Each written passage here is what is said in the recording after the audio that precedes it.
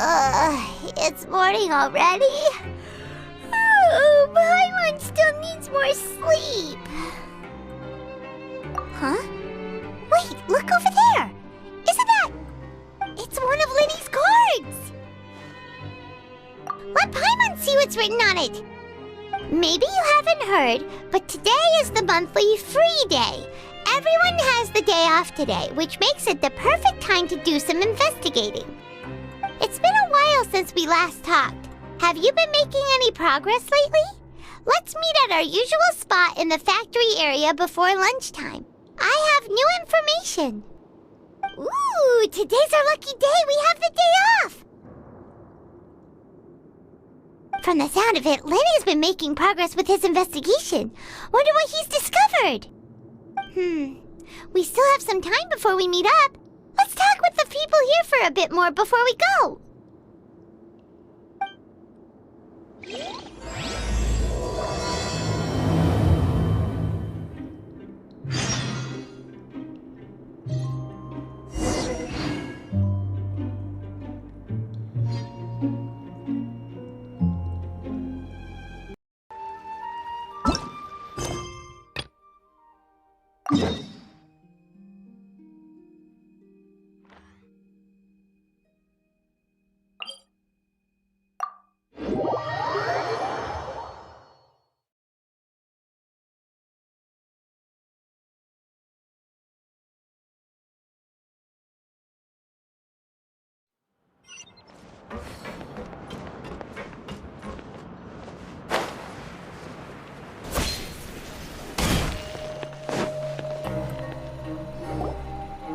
Hey, you over there? Yeah, you! Say, do you like playing card games? You know, like Genius Invocation TCG?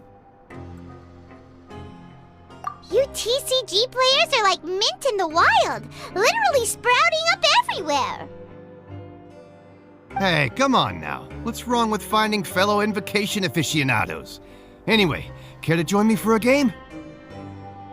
All right. No pressure. But why would you be looking for people to play Genius Invocation in a place like this? Don't people usually come here to fight? Whether you're throwing down cards or throwing punches, it's all a competition, isn't it? It's all the same in my eyes.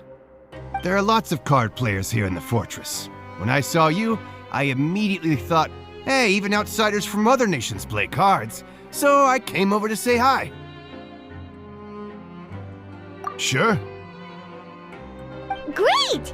Since you've been here longer than us, you need to flex your seniority a little bit, right? Maybe you could start by telling us newcomers some stories about this place. I thought you would have already heard everything by now. All right, then. Did you have anything specific in mind? Or do you want me to just pick a topic? Why don't you pick? We'll let you know if we've heard it already. All right. Have you heard any strange rumors since you've arrived? Ben, did you know that there are some people who are always gossiping over in the corner? There are two guys who are always skulking around in the corners of corridors gossiping. The bigger guy is Quisto, and the skinny one is Lavaroon. People call them the Bombshell Bros. I never really found their gossip very mind-blowing. It's pretty much just the same stuff that I hear about when I'm at work every day. If you're interested, you can go talk with them. They tend to talk a lot of nonsense, but they aren't exactly bad. Good to know. Do you have anything else to tell us? Let me think. Sounds like you want to hear something a little more tantalizing. Oh, did you know that the Duke was also a convict in the fortress of Menikmati before? Huh? Wait, are you serious? That's right. The Duke was an inmate just like you and me. Seems he was exiled here for committing some crime. Who knows how he ended up rising up to become the warden, though. To go from an ordinary inmate to becoming the manager of the whole place? I'm not gonna lie, I kinda respect that. A forbidden zone? Sounds like something that someone just made up. I've never heard of that. Where did you hear about it? It's just a rumor we've been hearing, but no worries if you've never heard of it. Do you have anything else you can tell us? Anything else? Not that I can think of, but I'll be sure to tell you anything interesting I hear next time. You'll have to play a game of Genius Invocation with me first, though.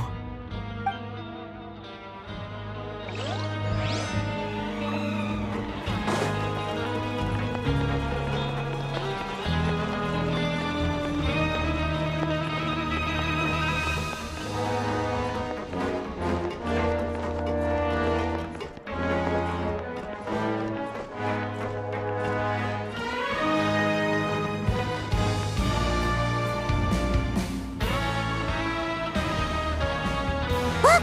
There are some people talking over there! Let's listen in on the conversation.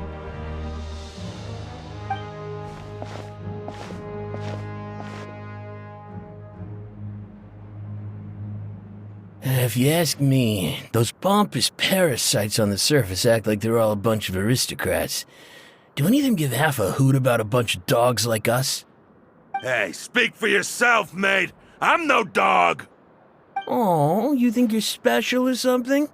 If you're here, then you're just a convict like the rest of us. I've heard that even if you're released after serving your sentence, going back to life on the surface ain't any better. Once a criminal, always a criminal. We're marked for life. I don't buy that. Hey, how cool would it be if the whole world was destroyed by a giant flood and everyone had to start over from nothing? What kind of filthy bilgewater are you spewing? I have family up there. You best shut your sewer hole with talk like that. Listen, things ain't so great on the surface, but who says that you have to leave? I've heard that you can still stay here and work even after you've served your sentence. Not bad if you ask me. Who wants to live in the ruddy overworld anyway? And what makes you think they'd want to hire someone like you? It's one of the great mysteries of the universe, how someone as useless as you is so confident. Whoa. Sounds like they're really unhappy about the overworld. Speaking of which, Paimon never heard anyone use the words overworld or underworld when we were living up there. Is it only something the inmates down here say? That's true.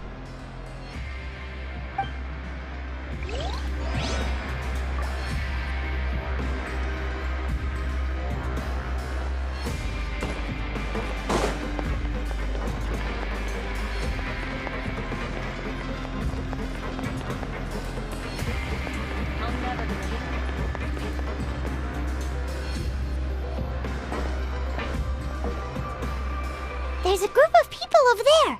Let's go listen in. So I said, that's not a faucet. Hey, who are you two? Why'd you come over all of a sudden? Oh, sorry for eavesdropping. Sounds like you were talking about something private. What's the matter? They're just looking to join in on our fun, that's all. Hey, don't pretend like it's okay for them to just interrupt us like that. Yeah, fine. You're lucky we don't mind extroverts that much. You hear that, Quisto? What nice! Your expressions tell me you're looking to hear some juicy info, am I right? But before that, it just so happens that I know you two. Really? Are we that famous? You're kidding. How often does anyone get a personal tour led by His Grace himself? Practically everyone was talking about it. Word has it that you also caused quite the kerfuffle. A little mistake, huh? I like the way you put it. You see, people with a good attitude can join our group anytime, unlike some of the others here. Your group? I'm Quisto, and this is Lavaroon. People usually call us the Bombshell Bros, but don't worry, we're not playing with bombs or anything. It's just that our information is always so explosive, and we blow minds on the regular. So, You two really like to gossip? Whew, you sure know how to embellish. No. You don't get it. Knowing intelligence will make things better for you here. For example, knowing who's working with whom, who has the latest rumors, who's not getting along. Wouldn't you like to know all that? Whoa, all this info's worth something, you know? You should prove you're worthy of it. I don't mind him. Quisto's always this way. Just play nice and say something to massage his ego. The welfare meals. Talk about the welfare meals. Right. That meal we had yesterday was super delicious. Paimon can still taste it whenever she closes her eyes. Is that so? To tell you the truth, I've been helping out with making those welfare meals. I've been working as a kitchen assistant for about a month and a half now. Oh, so you're the one who made those delicious steaks. Amazing. You could be a professional chef. You are correct. I am a true professional. In fact, I even went to culinary school. But enough about that. Since you like my cooking, I guess that means we share similar tastes. Listen carefully. This little bombshell will help you learn what's really going on here in the fortress.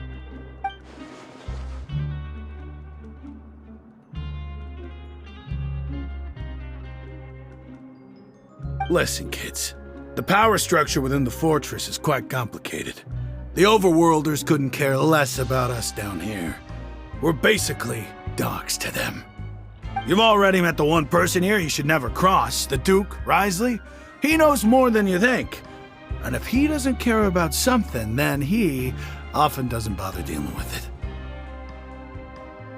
Those who have the Duke's attention get all kinds of special perks, even better treatment in the infirmary. I know who you mean. It's that Jurier character, right? I don't think there's anything useful about him at all. Why does he visit the infirmary practically every day?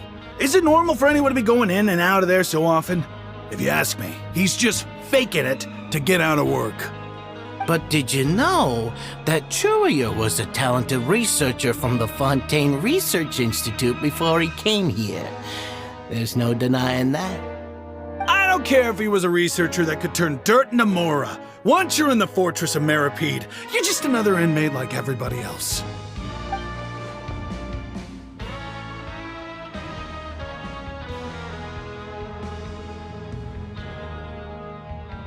Speaking of which, the last time I saw him, he was passing by in the corridor with Lorvine. I also heard they started arguing in the library and got into a fight, right? Guess that's just how terrible of a guy he is. You mean he hit a woman? Wow, I never imagined he was that bad. But that Lorvine's also quite the odd one, you know? She's always gabbing away, got into a fight with a man, and she also got sent to the infirmary. Come to think of it, I always see her going to the sick bay every couple of days, too. Wait a second. You don't think? Do you think could it be that they're secretly meeting there to go on dates? But it's really hard to imagine. After all, I do remember seeing Lorvine beat Jurier to a pulp that one time. And we might be overthinking things.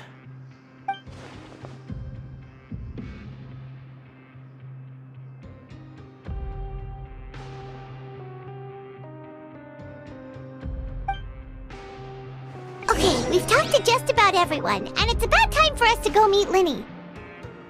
According to the card he left us, we should go meet him in the production zone.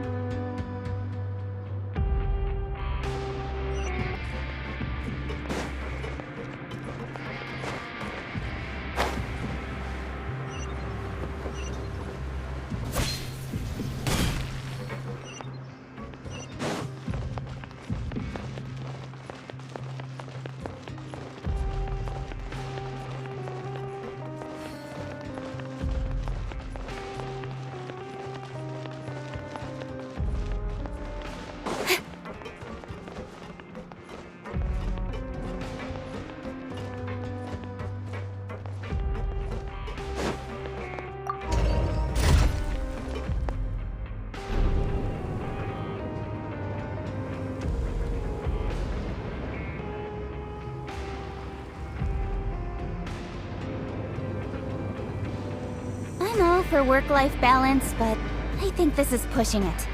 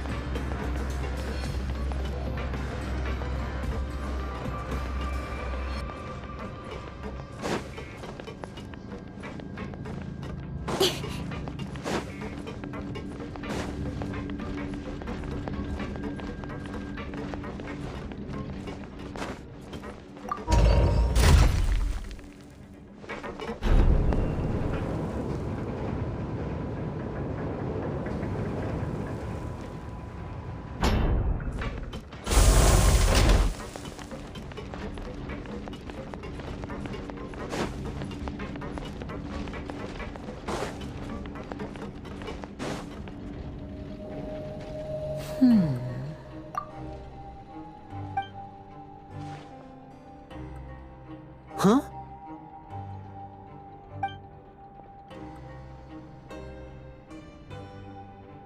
That look in your eyes. You found something? Hey, this is no time to be modest. Just tell him we found a boatload of information. Oh, as expected of the legendary duo, you have my full and undivided attention. Huh. I'd have never guessed that myself. The rumors swirling about this place are unreliable after all, and Master Child probably went missing because he found a way out. He is a harbinger after all. I suppose he's much more resourceful than I initially gave him credit for. Unfortunately, this isn't enough for our final report to Father. We need to find out Master Child's exact whereabouts.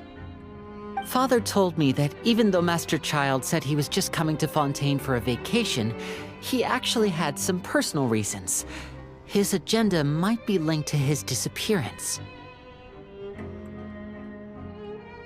His escape route is already flooded, so we'll have to task someone with professional diving skills to chase after him. Well, when you put it that way, it's obvious that only Fremine would be up to the task. Bingo! Is he around? He's working today. Coming here as a group would have attracted too much attention. I'll talk to him about it later. It's the least I can do. We're all in this together, so it's only fair for us to fulfill our end of the bargain. Honestly, I'm far more impressed by you guys managing to collect all this information right under Risley's watchful eyes. Collecting information has always been our strong point. Now, let me think. To find out more information, Fremine will have to retrace Master Child's original route. And if he's to do that, he'll have to set out on the next pipe cleaning day at the earliest. That's 6 days from now. And after that, he'll probably take another 2 or 3 days to return. You can even estimate how long it'll take for him to get back? We've been working together for a long time. We know each other's capabilities like the backs of our hands. Traveler, what say you to meeting here 9 days from now? We'll be able to pick up Fremine while we're at it, too. Oh, and there's just one last thing we'd like your help with.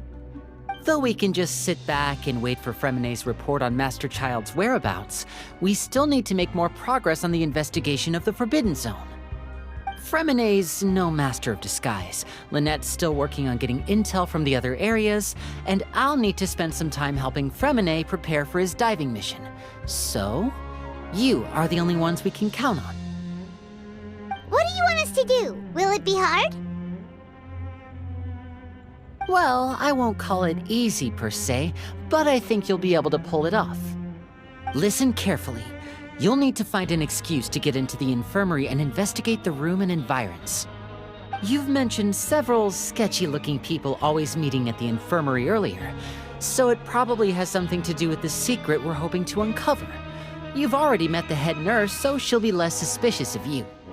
Investigate the internal structure of the infirmary and any active dealings within, and pass those on to me alongside anything else you're able to discover. But also, there's no need to take risks. Don't forget, safety always comes first. My apologies. I just started rambling out of habit. It was almost as if I was talking to my younger sister. But that's not a bad thing, right? All right, then we'll head out as soon as we finish our prep. Let's go our separate ways for now, then. Don't forget, we meet here again in 9 days. Stay safe.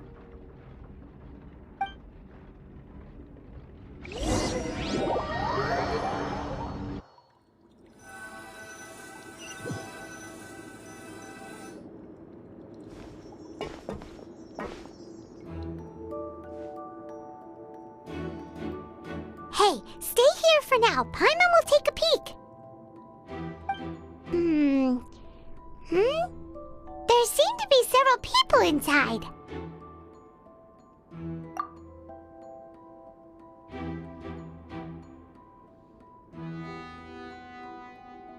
Right.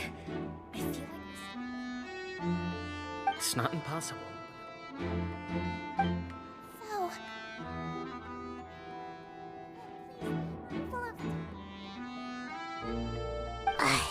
It's a bit hard to understand them from here, so why don't we just try to talk to them in person? Let's go as soon as you're ready.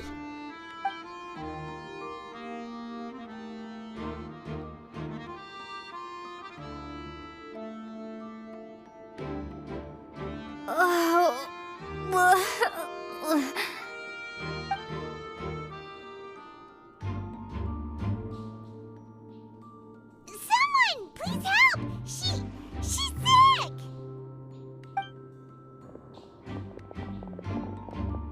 Whoa, are you okay? Oh my! What's wrong, little one? There's no need to panic. Take a deep breath before you begin. The traveler started complaining of a stomachache, and then nausea, and then collapsed onto the ground. Paimon doesn't know what to do! Freezing limbs, twitching fingers, and pale complexion? Could it be poison? Let me take a look. Please, lie down over here. Don't worry, I'll get you to the bed safely. Here, hold on to my shoulder and walk slowly.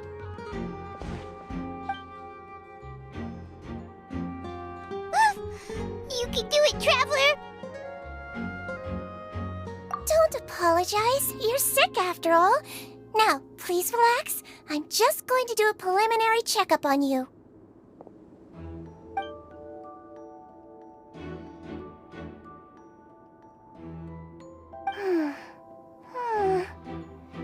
I see now. My checkup has confirmed that she's not in any mortal danger. That's our worst fear out of the way. Eh? Oh, that's good. But... I'll continue my diagnosis of the patient now. Please, relax and take a deep breath.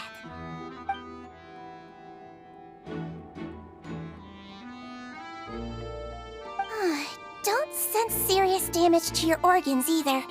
Does it hurt when I press here? And here? Huh? But based on my initial checkup, there shouldn't be a problem here. Oh, how strange.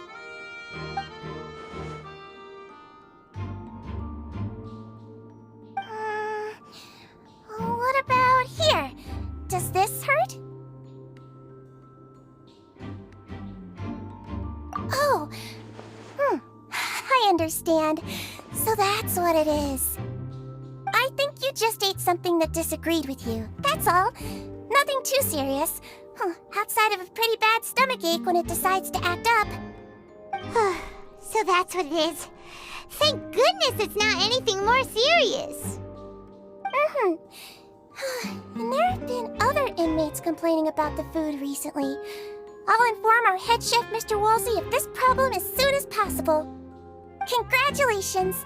The health risk is incredibly low, so you should recover within a couple days. Why don't you take a rest here while I go get some medicine for you? Miss Levine, I'll have to trouble you to help me look after this new patient while I'm gone. Very well. And she hopped away just like that.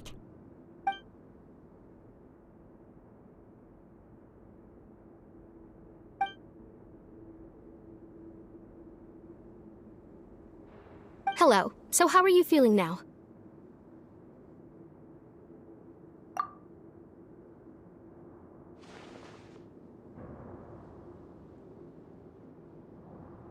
Her stomach aches really bad. She was stumbling about the whole way here, so Paimon's really worried.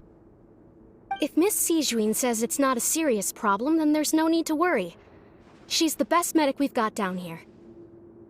But it also looks like she's the only medic you've got down here. Well, that's true. What do you mean, that's true? That's really misrepresenting the situation. Of course I can't speak for the whole fortress, but it's not like everyone imprisoned here is useless, you know? Though they may have committed crimes and gotten locked up here as a result, they still know a thing or two about medicine, and they help Miss Sijuin take care of the sick and injured. Yeah, you're right. But did you have to lecture me about it in front of another patient? Aren't you a patient too? Where did all your energy come from? That's correct. Sorry, I got a bit ahead of myself. Are you two also sick? We've been sick a while. I come back every once in a while for checkups, and to pick up the medicines Miss Sijuin prescribes for us. That's just the nature of chronic illnesses. As for her... you could say she fancies herself as Miss Sijuin's capable helper because she learned a bit of medical knowledge ages ago. Please watch your mouth, Mr. Jurier. Don't forget that you are the primary reason I have frequent heart palpitations. Hey, don't start arguing now! Please, keep it civil at least!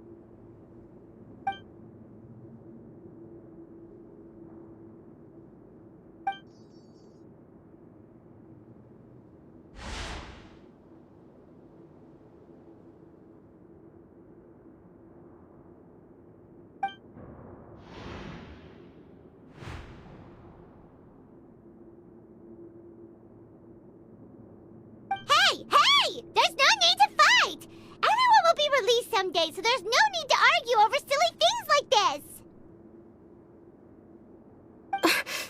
But... Release. It's way too early for us to even think about that. And who the heck knows if we'd even be able to continue our previous lives?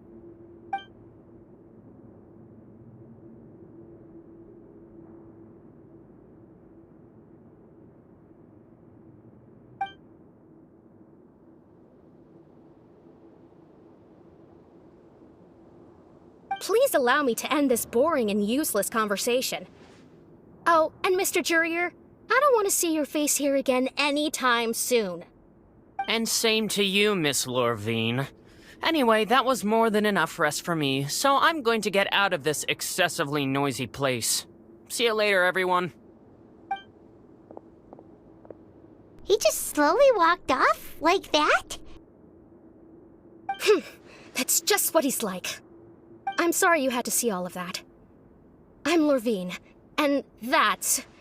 Well, his name is Jurier, but I hope you'll never have cause to remember his name. You really can't stand him, huh? I mean, can you blame me? Look, who would like someone who's as arrogant and obsessed with weird research topics as he is? But there's no need to keep dwelling on him. I'll accompany you two for a while. Miss Sijuin should be back soon, and I'm sure you'll feel better as soon as you've had some of her medicine. No, it's nothing. I'm back! Did you rest like you promised? Thank you for getting our medicine, Miss Sijuin. Did you all cooperate with your bed rest? I trust that nobody got up to walk around. Good. Here, this should be be 2 days' worth of medicine for you. Take 1 pill now, and then continue your bed rest.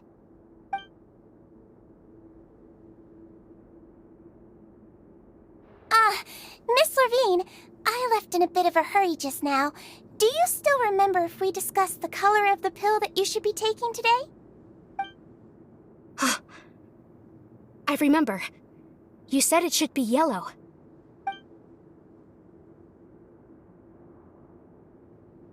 Yellow, huh? I understand. These are yours. Please, make sure to go to bed early after taking them tonight. You'll benefit from a good night's sleep. All right, then I'll also be on my way now. I hope you feel better soon, too. See ya! I'm going to fill out your medical record now. You're widely known as the Traveler, right? I just want to double-check a few details, if that's all right with you. Those two made quite the commotion just now, so why don't we let the traveler rest? Paimon can answer the questions instead. So her primary symptoms are abdominal pain, with secondary symptoms of nausea. Is there anything else? That's it. All right then.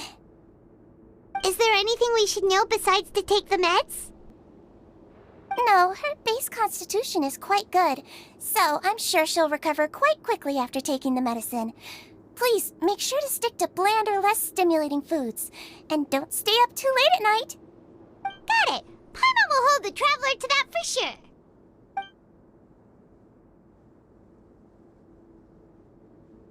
Oh, you're going to take a nap already? Okay then, you get some rest.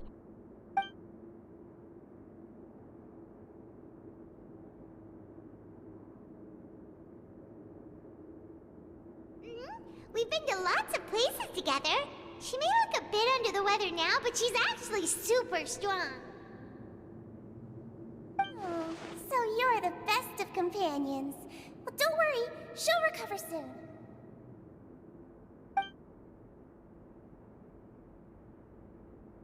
Ah, you're awake. How do you feel? You slept for a really long time, but we never left. Well, now you can go back without a worry in the world. Remember to take your meds regularly, and remember bland foods. Thank you, Miss Sigeween.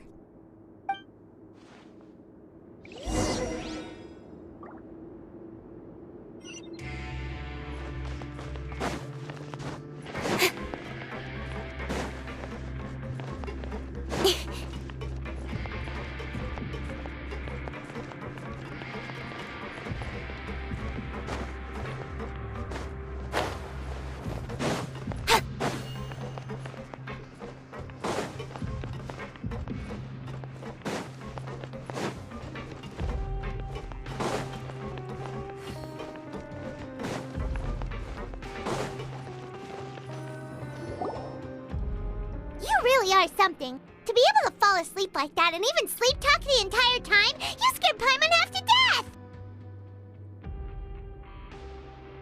No, but you kept mumbling things along the lines of, Pyron, don't take my grilled fish, and put down the Adeptus Temptation now! Paimon talked with Sigeween the entire time you were asleep. She seems like she's just a sincere nurse, and Paimon didn't notice anything unusual in the room. Are you sure we're not going off track with the infirmary?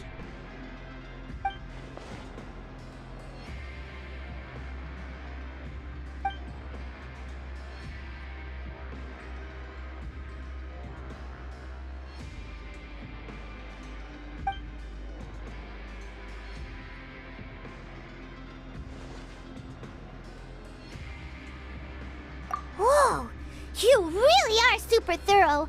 All those tiny little suspicious things that Paimon didn't even pick up on. We've got to give the info to Linny.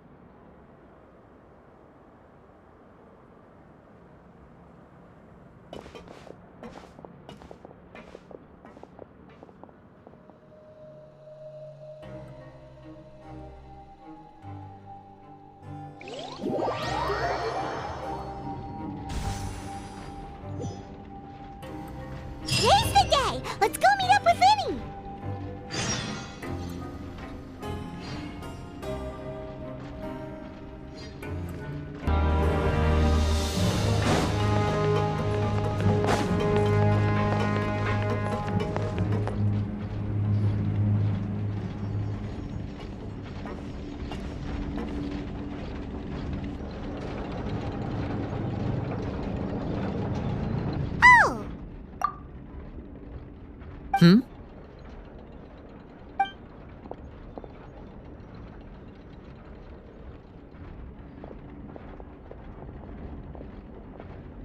Did you two run into any trouble over the past few days? No, we just worked our shifts according to the schedule. Nothing weird happened. That's good. That means you didn't raise any suspicions when you infiltrated the infirmary. We've taken a look at the slip you've sent. Fremine successfully left the grounds via the pipes 2 days ago, and as of last night, Lynette has also infiltrated the infirmary after faking an illness. Wait, why is she getting involved as well? You already went above and beyond when you scoped out the infirmary. To put it more bluntly, even if we were to view that as something you did in exchange for Fremine's help, you've already done more than enough. Infiltrating a guarded stronghold is a different kind of job from a one-off investigation. We want to avoid using the same faces over and over and reduce the amount of suspicion that will fall on any given person. Lynette also felt like you have already taken the first step for us, so she should be the one to finish the job. So that's what Lynette thinks. Oh, Paimon hopes everything's going well for her. Then, let's go check on Lynette before Fremine returns. If everything went well, then she should be wrapping up her investigation right about now. Is now really a good time to go over? According to my observations, Sigewinne always spends around half an hour away from the infirmary right before lunch. Lynette knows this as well, so this should be a good time to meet up with her. Also, I'm her brother, remember? It's only natural for an older brother to care about his younger sister's well-being. Okay, then let's head over right away!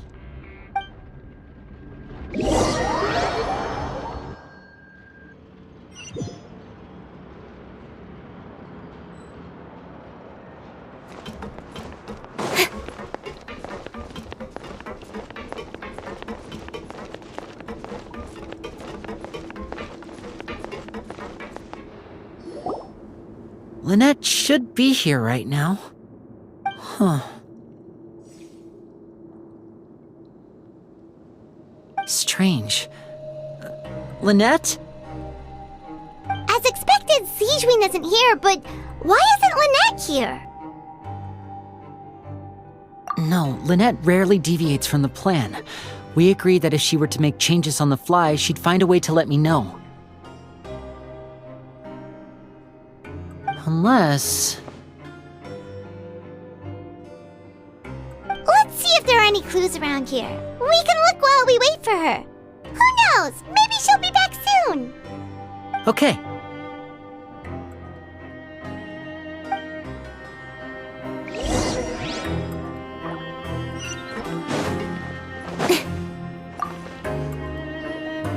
There are some books here and a few files.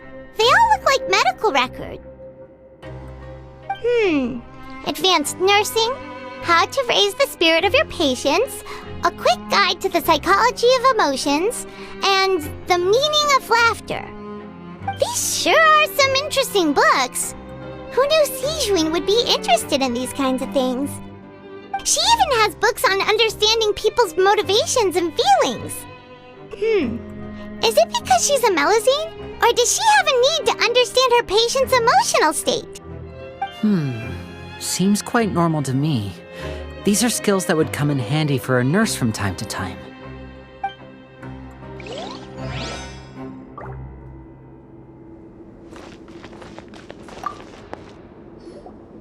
None of the beds have any signs of having been slept in. Except that one over there.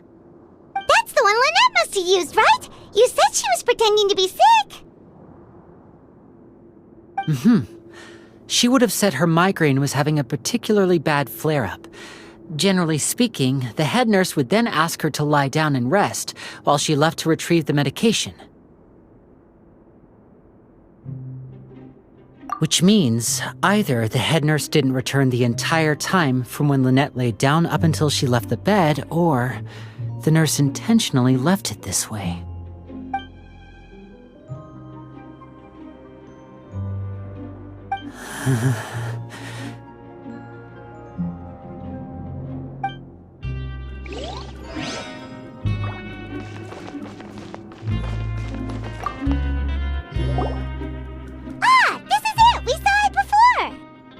Wait, this thing?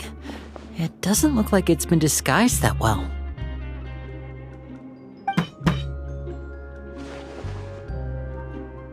The space behind it is empty.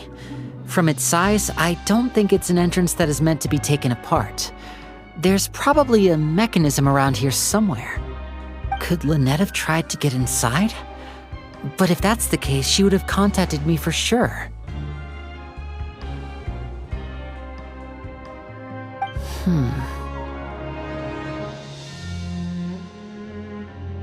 Let's look around here for some more clues.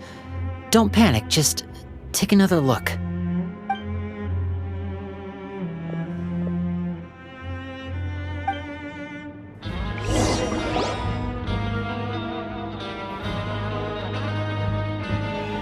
you guys, there's a slip of paper over here! A slip of paper? It's right over here, and there's a bunch written on it too. It reads, "Out of respect for your usual practices, I'll use a piece of paper or card as the medium to pass on my message. You may consider this as me giving you my best regards." This is... Is that all? The back. This is... Show me! Now! That look on your face. Paimon's reading it now. Would you care to guess where Miss Lynette of the Fatui could be right now? No.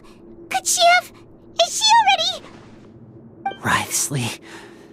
Did he deliberately leave the infirmary unguarded to use it as bait? Wait, you mean he was aware of our goals from the very beginning? But why? We didn't run into any trouble last time, and he also never reached out to us since. Yes, that is a crucial question. Wriothesley, he doesn't do anything without a clear goal or reason. So this means he had no concerns about your activities from the very beginning. You're not from the same camp as us. You were sent down here by Nervulet, so you have no conflict of interest with Wriothesley. We're a completely different story, though. I'd like to know that, too. Why did he only go after her? Don't panic, just think everything over. I have to stay calm. This is not like what happened last time. The situation's different now.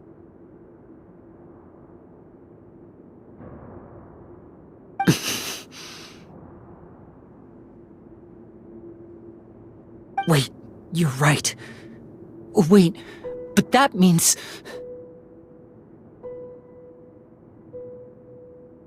The fact that Fremine was able to leave the grounds, could Wriothesley have let him go as well? But what does he gain by letting Fremine leave like that?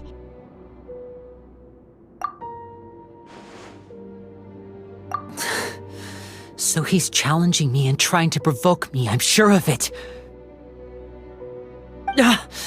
We never should have sent out Fremine. We had to go through all that trouble to find an opening to sneak him around the guards and into the pipe, and we even thought luck was on our side. If Wriothesley let him leave on purpose, then he's probably in a terrible spot now as well. Lenny's getting more and more panicked. We have to calm him down.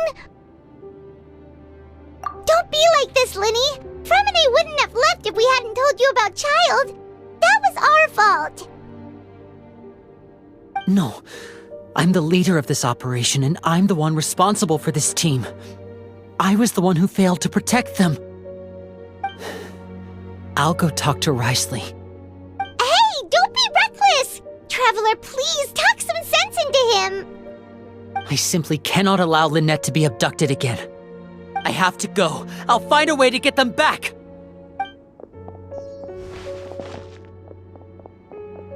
He's rushed out the door! After him!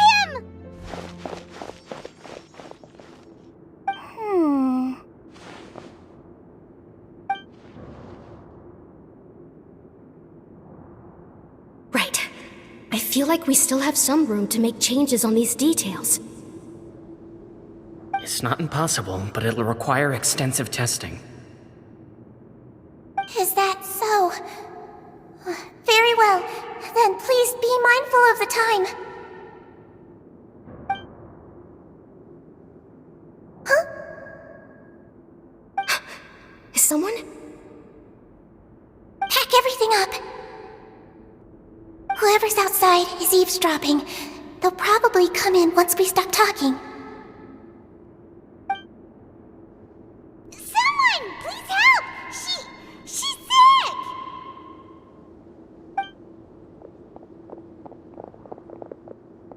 Whoa, are you okay? These two. As expected, they've already found this place. Oh, they are quite sharp. What a delightful turn of events. I like smart people, but I also like playing dumb. I like the feeling of being trusted. Oh my! What's wrong, little one? There's no need to panic. Take a deep breath before you begin. Being able to read human expressions is quite the useful skill. Wait! It's no use. We have to catch up to him.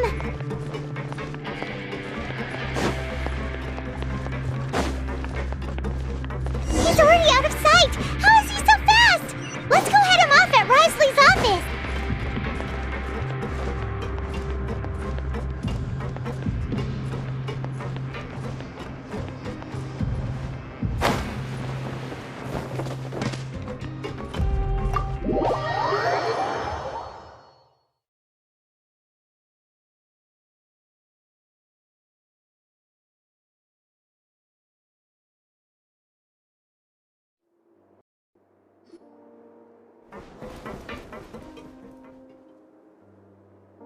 Come out and face me, Risley! Aren't we at an administrative office space? Why don't you at least try to follow even a couple rules from the fortress's indoor management regulations? What did you do to my sister? I ran into the young miss at the infirmary. I'd heard that she was suffering from quite the migraine, so I decided to invite her over for a cup of tea. I do have some teas in my collection that can work wonders against such an illness. Stop joking around! Where did you take my siblings? I have also heard that your performances are quite the spectacle. Miss Lynette would sometimes enter a box filled with water, only to emerge the next second from another place altogether. Maybe she'll appear behind you right now if you were to turn your head. Is he trying to trick me into turning my head? No, he's probably not looking to attack me right now. All of the hostages are in his hands, and he's even in the mood for small talk. That means Lynette is probably still alive. You knew we were investigating the infirmary from the start, so you deliberately aroused the traveler's suspicions and baited us into continuing our investigation, just so that you'd be able to kidnap Lynette. As for Fremine, no, you probably didn't even interfere with Child's escape. You let him go, so you could purge the Fatui members that we had planted into your ranks. There was no need to do so. The fortress of Menikmati is a pretty pleasant place. Most people enjoy their lives here. The only ones who act differently are those with personal agendas. It was quite easy to identify your colleagues. You removed our original members and spread the news of Child's escape so Father would assign our team to come down and investigate. Fremine has also fallen into your hands, right? If you're oh so omnipotent and so in control, why would you need hostages? One correction. Lynette is in my hands right now, but Fremine is not. He's not? What do you really want? Winnie! Oh, wonderful. Everyone is here, so I'll only need to say this once. Thank you so much for cooperating with me. Eager and to the point, I see. Alas, only Miss Lynette is currently having a cup of the fortress's finest tea. Although, as per your original plan, Mr. Fremine should also have returned to the fortress by now. But he has neither shown up within my gates, nor has he been taken into any kind of custody. So where do you think he may be right now? Wait, you can't mean... You locked him outside in the sea? I closed the fortress's gate to the outside world. That's all. Fremene's a star diver, so he should be fine, right? No, we're still here, so he definitely tried to find a way to come back for us. So we can't assume he might have made a break for the surface. But why would I do this, you may be asking? To have an audience with you, of course. My intel tells me that Mr. Linney is a great magician, so it's only natural for me to want to have some cards of my own when it comes to negotiating. Besides, I do recall you mentioning to Miss Lynette that you've always wanted to have a face-to-face meeting with the Lord of the Fortress of Menikmati, regardless of whether it was in a personal or a professional capacity. Well, you got your wish. So, you've been keeping tabs on us before we even set foot in the fortress. Some of my folks just happened to hear a thing or two, that's all. In any case, I will be straight with you. I was willing to play dumb and turn a blind eye, so we had a pleasant few days playing games together here. But once you started focusing on the Forbidden Zone, all of that changed. Mr. Linney, the cards are stacked against you right now. Miss Lynette is in my hands, and Mr. Fremene is still slowly being pickled out there in the brine. You know just as well as I that he cannot last out there forever. You need do but one thing to guarantee their safety. I would like you to contact your superior, and ideally invite her over for a cup of tea with me. You want to see Father? But why should she bother giving you an audience? Well, if she cares for the well-being of her dearest children, she should have plenty of motivation to join me for a parents' evening. I've heard that the bonds between the members of the House of the Hearth are like the bonds of family. I don't see why she would refuse. Why did you think Father sent us to handle the Fortress of Menikmati? This place is basically a no-man's land. It wouldn't be fitting for anyone as important as a harbinger like Father to come here in person. Oh, I see. So it's because she doesn't care for my place here. That's such a shame. After all, I've amassed quite the tea collection. I was looking forward to sharing it with her. Both Monsieur Neuvillette and Lady Farina have already received many samples as gifts. Was this the extent of your master plan to get to Father? No matter how much pressure you may put on me, I won't allow you to use us to blackmail her. You people really are difficult to get along with. All I'm asking for is a face-to-face conversation. Does she truly have no interest in the fortress's secret? Mr. Linney, you have one last chance to invite your father here.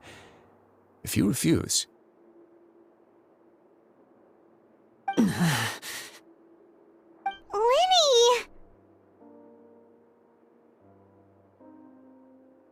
Instead of asking why I'm doing this, why don't you try to see things from my perspective for a second? From the very beginning, the Fatui has been actively infiltrating my fortress. I gave you a warning by cutting off the first few operatives I found, but that only caused you to double down. Had you given up on the fortress then and there, I'd have no reason to want to talk. Mr. Fremene left the fortress on his own, and Miss Lynette tried to pry out my secrets right in front of me. No matter how you look at it, the responsibility for this falls on you. I shouldn't ask Father to do anything because of us. 6, 5... Wait, 2, 1. Time's up.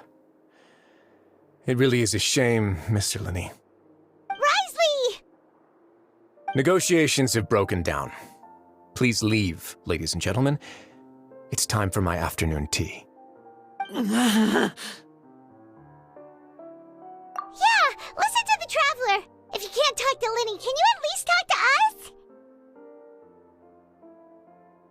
You do realize that I'm only letting you go because of Neuvillette, yes?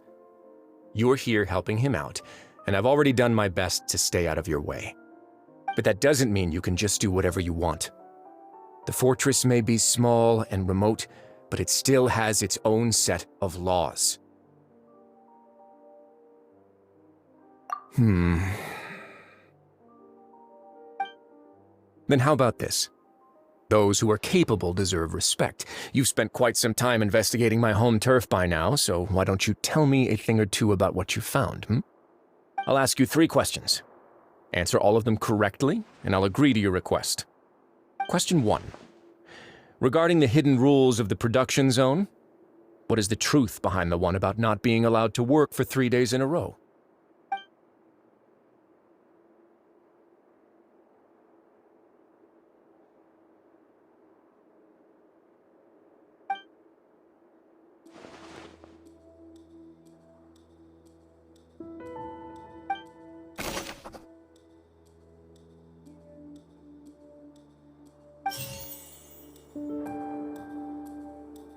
I've been told that the infirmary is always empty for the half hour just... The Fonta promoter has been struggling because he doesn't recognize the real value of...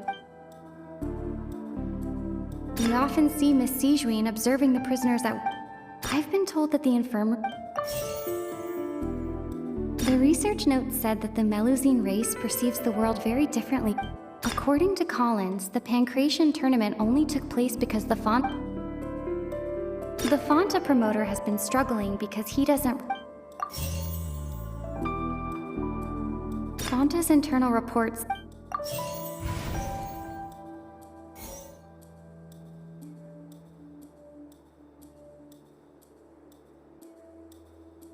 We often see Miss Sijuin observing the prisoners at work.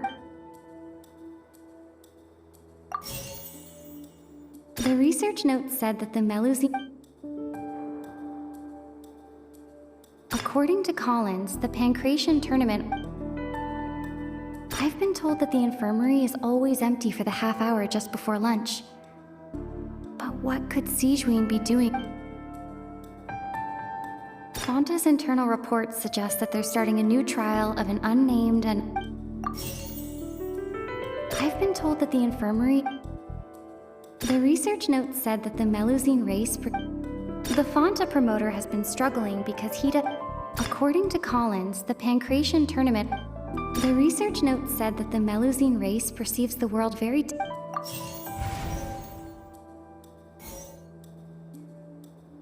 According to Collins, the Pancration... I've been told that the infirmary is always... According to Collins... I've been told that the infirmary...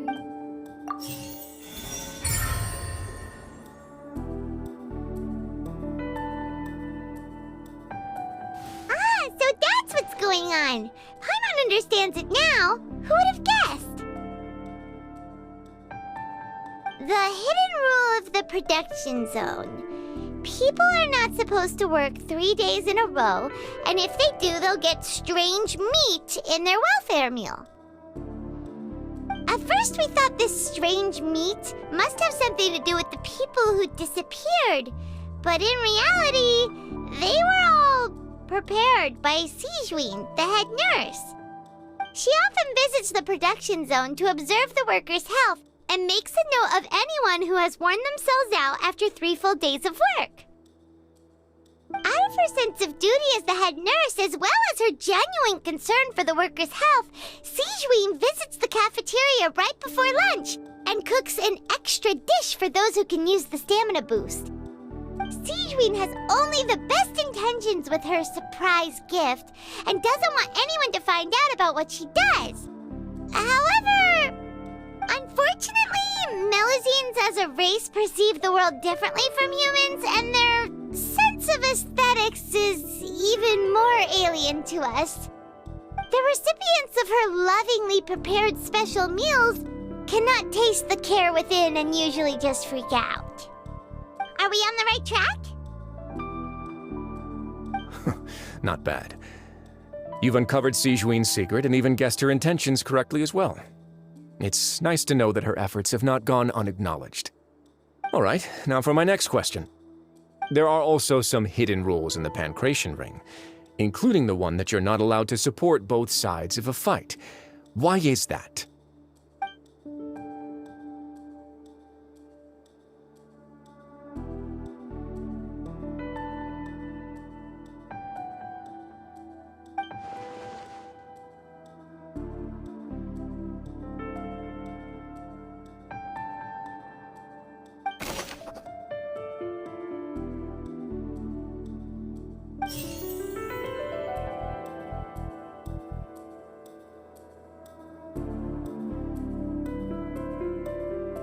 According to Collins, the Pancration tournament only took...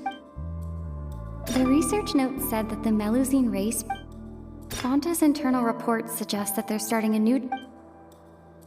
We often see Miss Sijuin observing the prisoners at work near the production zone. The Fonta promoter has been struggling because he doesn't recognize... According to Collins, the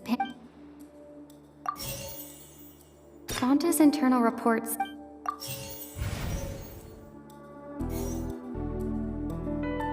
Fonta's internal reports suggest that there's...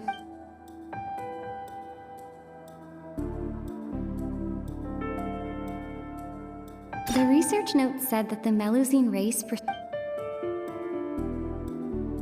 I've been told that the infirmary is always empty.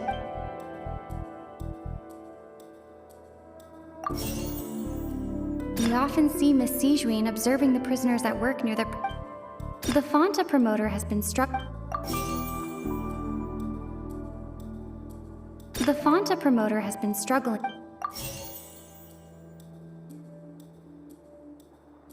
Fonta's internal reports suggest that there's...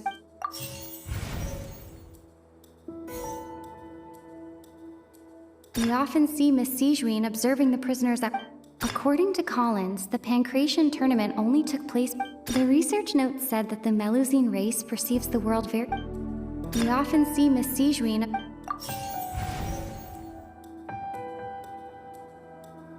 According to Collins...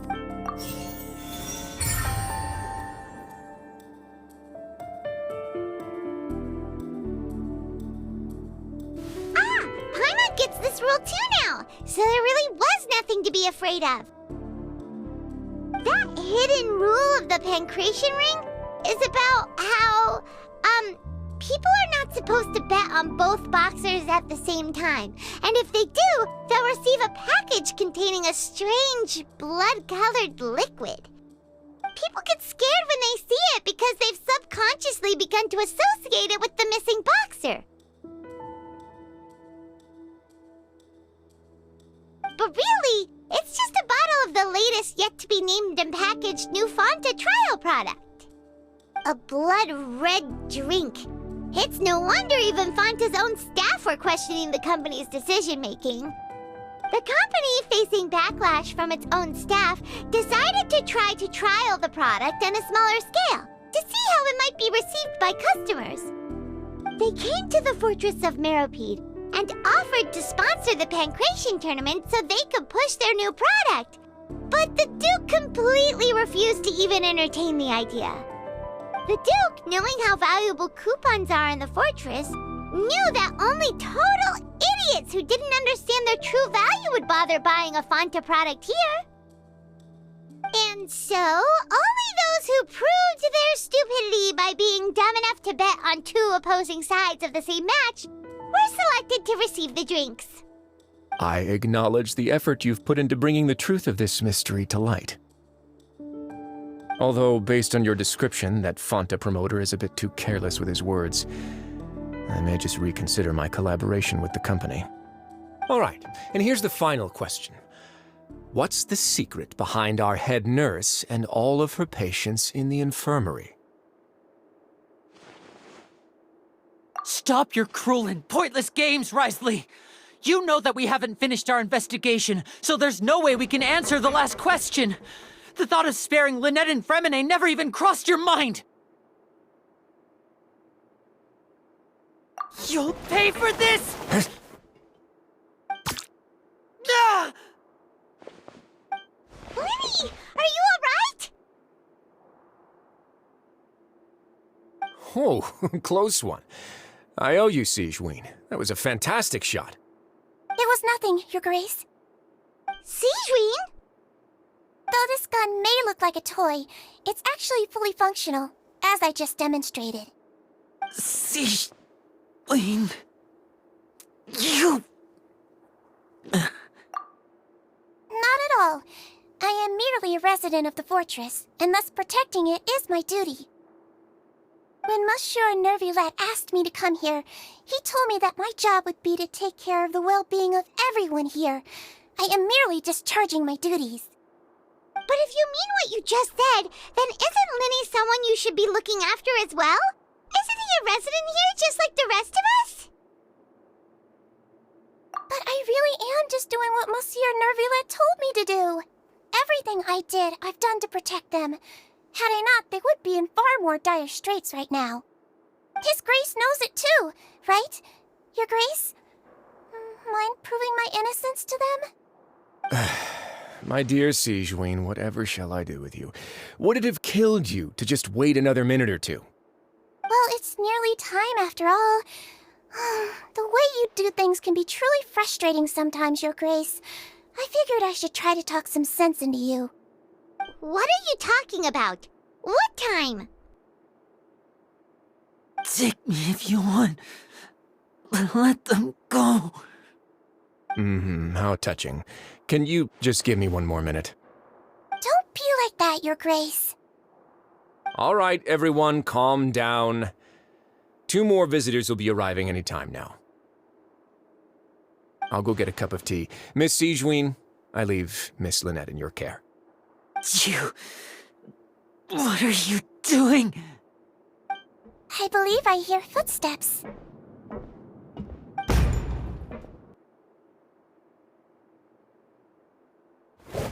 Some space, please.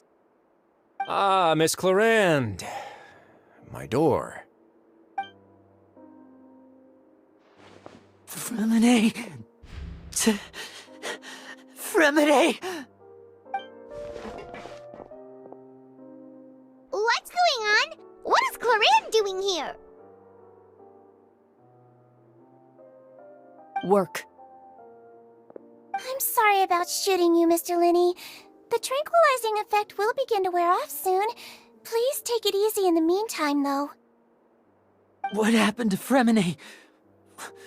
Wasn't he diving just outside of the fortress? Why is he looking like this?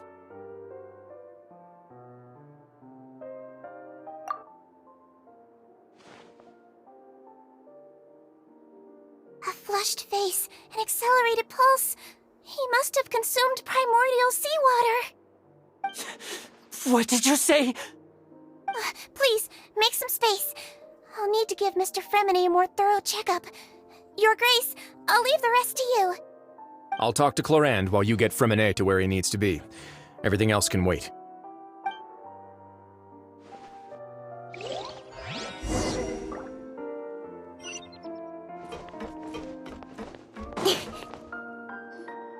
What's that look on your face? I thought I made good time on the way back.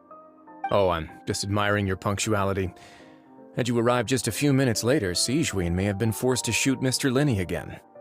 How's the situation out there? The water has changed. It's pretty much as expected. The concentration of primordial seawater has increased significantly.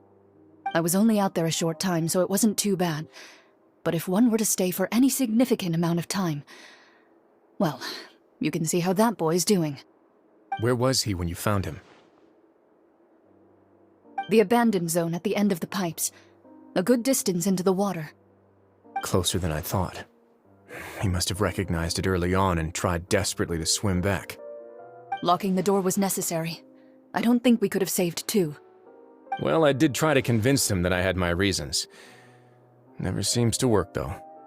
It would probably work on Neuvillette.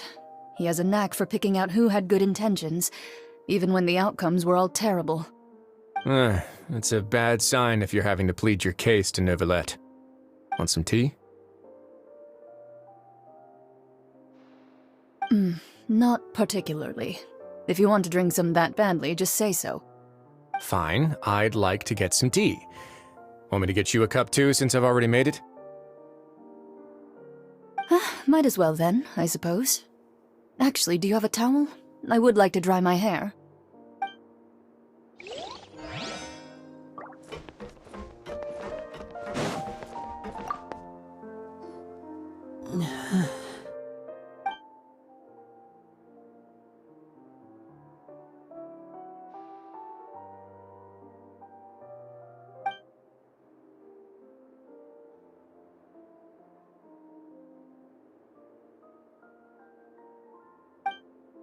How is he? These symptoms are probably caused by an acute ingestion of a large amount of primordial seawater. Still, his condition is not critical. Of course, it would be best if he stayed for further observation. Let's leave him here for now, and move him to the infirmary once he's recovered a bit more. Sorry. I am aware that the infirmary may not be your favorite place in the world at the moment. We do only have a single clinic in the fortress, however. Why would he ingest a large amount of primordial seawater after leaving the fortress? How could that possibly happen? Please, look after Mr. Fremine for the moment. I'll go fetch some medicine and a respirator. Oh, I'll bring Miss Lynette back with me. Where is she? How is she right now? Oh, she just took a nap in an empty room after I tranquilized her. If my calculations are correct, she should also be waking up right around now. You might not believe me, but His Grace and I actually made some snacks and tea for her.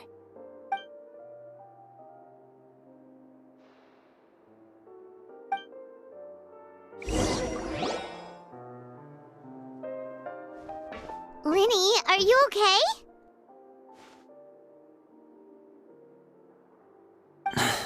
I'll be fine. They're all here now. Don't worry about me. Are you sure? You don't look all right. My hands and feet are still a bit weak, but that's probably just the residual effects of the tranquilizer shot. I'm back, everyone. Lenny! Oh, Traveler, Paimon, you're here too. Fremine? Is he... He'll be fine. But for now, please help me lift him up.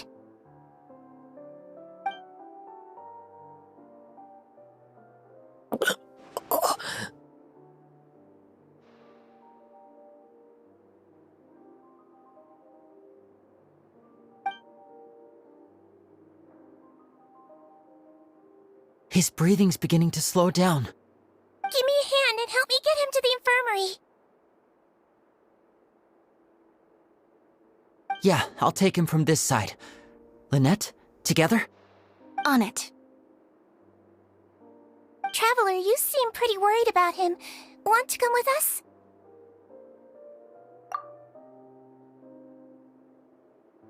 The Duke and Clarande are gone. They probably went to get some tea. The Duke will explain the truth in just a bit. Miss Clarande will need a break, since she only just returned from rescuing Fremine out of the sea.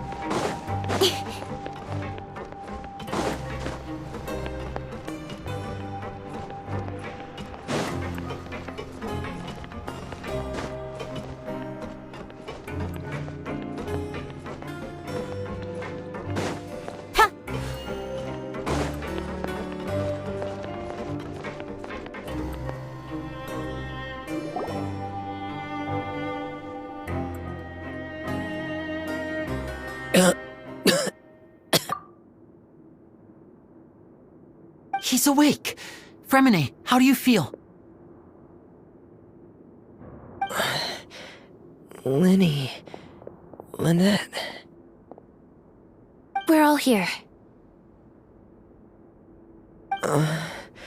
Where am I? The infirmary, at the Fortress of Meripede, Mr. Fremine, and you are no longer in any danger. How do you feel? Don't push yourself if you're not feeling up to it.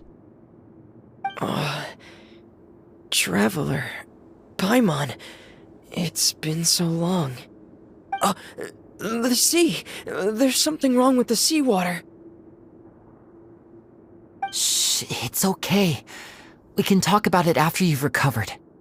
No, listen to me. This is really serious. There's primordial seawater mixed into the regular seawater. I don't know why it's there, but no one should touch it. Pipes. Right, the pipes. It's all coming back to me now.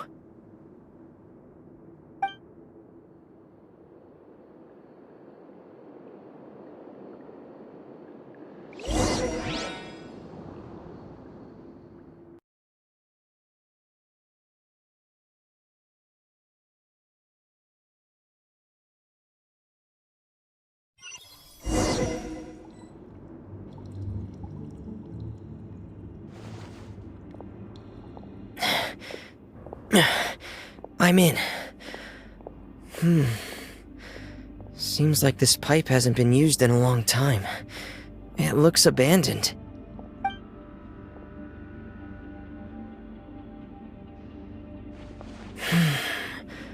Where could Master Child be?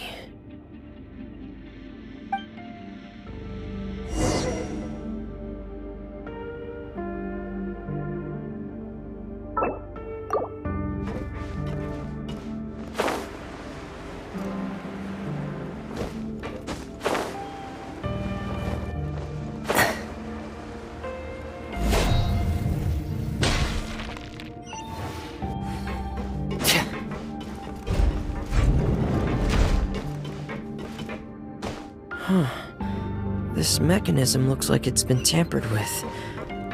Could he have done it?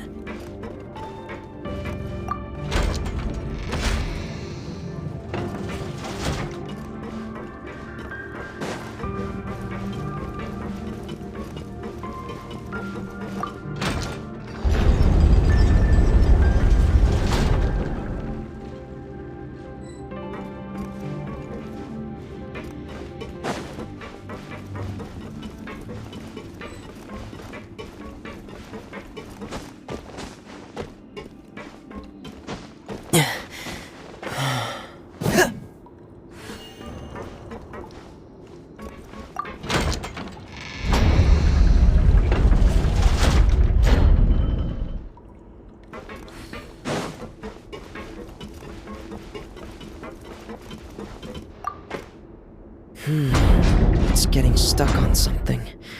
Seems like I'll have to avoid those obstacles while I turn it.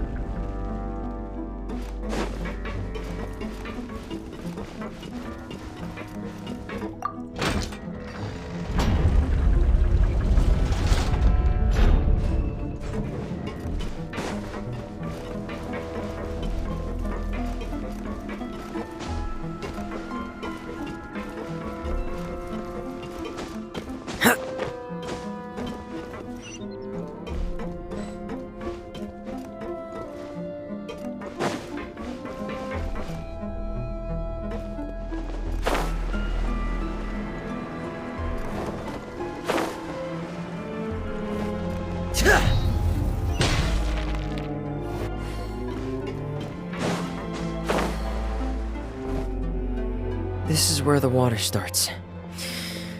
Okay. Master Child probably dived into the water. I'll go take a look as well.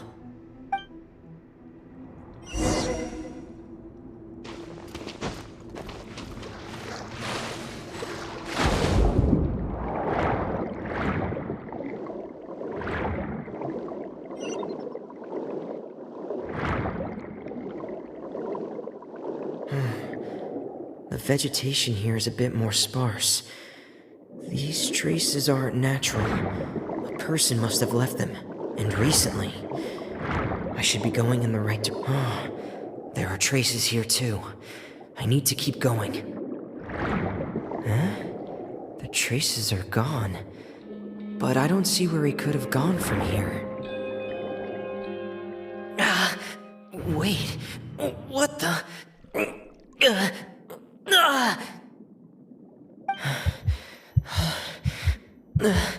My heart is racing, and it's getting harder and harder to breathe. What's going on?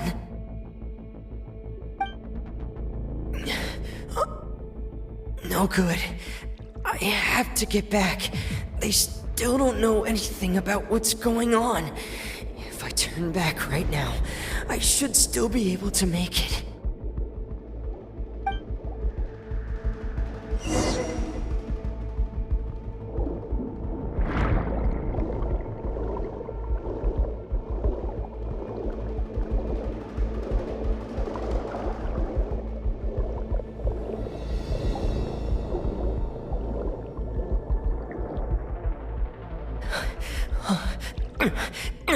I can't die here.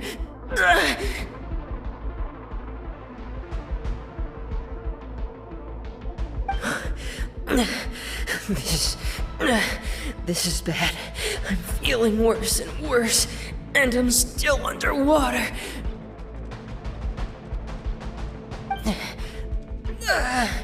I have to push on.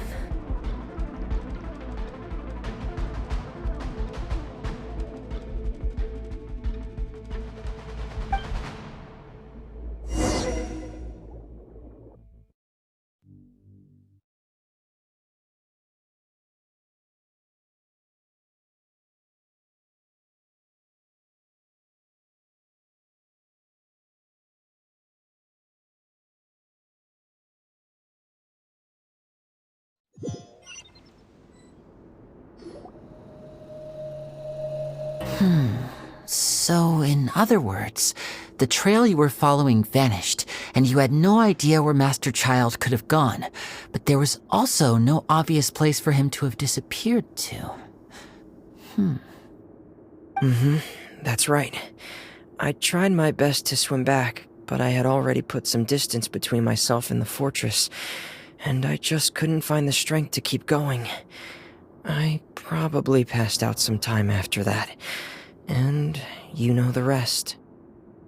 Miss Clarande brought you back, but we also don't know why she just suddenly appeared at the fortress, or why she went out to save you. Miss Clarande, you say?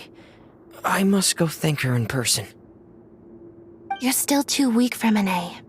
You can go after you've had some more rest. Miss Lynette is right. I believe Miss Clarande will stay here as a guest for another few days, so there's no need to hurry. Guest? Then I can assume Risley was the one who invited her to come down here? You should ask His Grace about that. He'll be able to explain better than me. Yeah, it's about time he actually told us what's going on. Wanna come with us, Linny? No, please go on without me. I don't want to leave just yet. Linny. The logical part of my brain is aware that we're safe right now, but I still can't bring myself to leave. Both of you are just in danger. Understood. Then let's just sit together for a while. In that case, I'll leave the infirmary to you. The Traveler and I are going to head out for now. As long as you stay in here, I don't think you'll be disturbed. Thank you.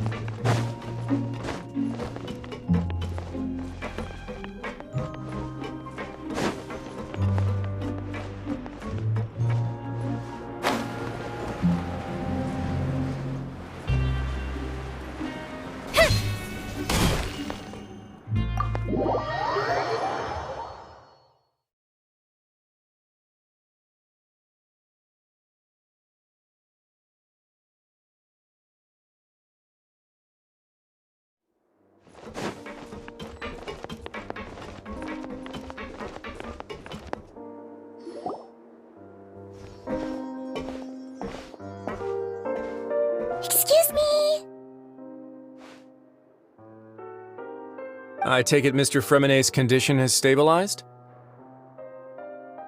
Of course! I wouldn't have left the infirmary otherwise. I've been expecting those two, but might I inquire as to the purpose of your visit, Miss Sigewinne?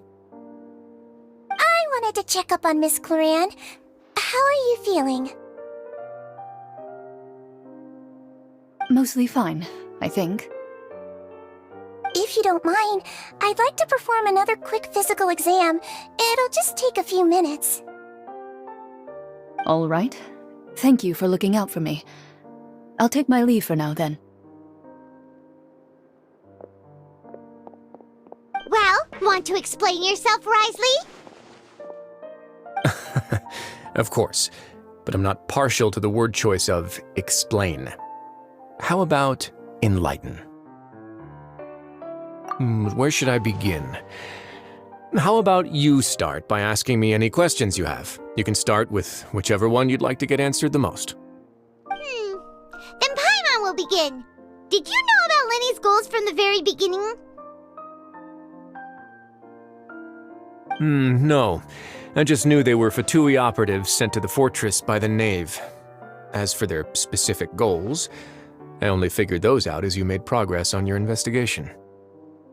You managed to monitor and stay ahead of them even though you didn't know what they were trying to do? They came here with ulterior motives. I'm quite adept at discerning what that kind of behavior signals. Initially, I thought their goal was just to investigate Child's disappearance. Linny suggested that I had deliberately let him escape, but in truth, I didn't really do anything special to help or hinder him while he was here. Everything he did, from finding helpers to leaving this place, he did on his own. Of course, it's inevitable that the Knave would make a big deal out of her fellow Harbinger's unexplained disappearance. I'm also quite curious about where that Harbinger went, so I figured I might as well let the Fatui do their own investigative work. All I care about is the answer. So you were hoping Lenny's group would just do your work for you! You make it sound like that's a bad thing. Unfortunately, things didn't go as planned. I assume that Fremenet has told you already, the ratio of primordial seawater around the fortress of Menikmati is on the rise. The Forbidden Zone has always been Lenny's target, and you got roped into that investigation after running into him. I began to intervene out of concern for your safety, and also to prevent the fortress from becoming entangled in more irksome matters. Are the rumors true? That you're also a former criminal? Now, why would you put it like that? Isn't staying here all day and serving as the manager of the fortress a kind of sentence unto itself? Another form of prison? I just happen to have some support from the rest of the inmates, that's all. Oh, right! Paimon wanted to ask, who invited Cloran down here? Me, of course. I paid her good mora to come down to the fortress for some field work. As a champion duelist, Miss Cloran could be considered to be an independent party. I needed to find an exceptionally capable person to help me get through the impending crisis. And saving Fremenet was part of that crisis? You can think of it like that, yes. Credit where credit is due, that boy is quite adept at diving. Had conditions not been as hostile as they were, he probably would have found the missing Harbinger already. That's not something you should be asking after. Neuvillette only asked you to investigate Child's whereabouts. All I need to prove to you is that the Forbidden Zone had nothing to do with the Harbinger's disappearance. That should be clear now that you've spoken to Fremenet. But we've already uncovered that there's something wrong with the infirmary, and we've answered a bunch of questions that you threw at us. Isn't it about time that you answer our last question in return? You make a compelling case. Do you really want to know the answer that badly? Yeah, Paimon really wants to know! Even if the truth may not be pleasant? Follow me.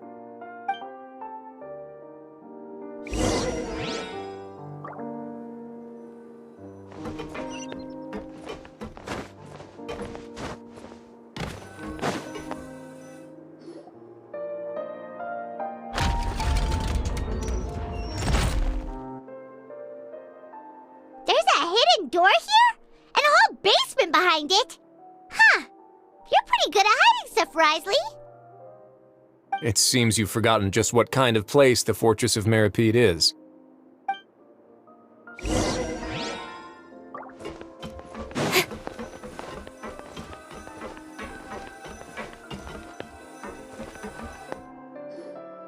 Stand on the central plate.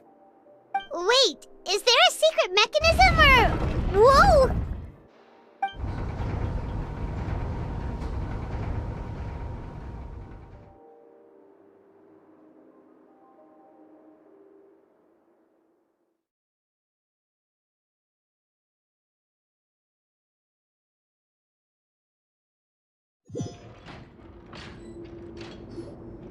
So, this is the Forbidden Zone? Honestly, for a place so well hidden, Paimon sure doesn't see anything special. What a huge door! There are 3 such isolation gates in total. Generally speaking, I'm the only one who's allowed to go inside. Hence the name Forbidden Zone. Am I correct to assume you're going to run on back and tell your little Fatui friends everything? Well, Paimon wasn't thinking of keeping anything from them. Well, I'd advise you wait until you've seen the whole truth of this place for yourself before deciding whether or not to tell them.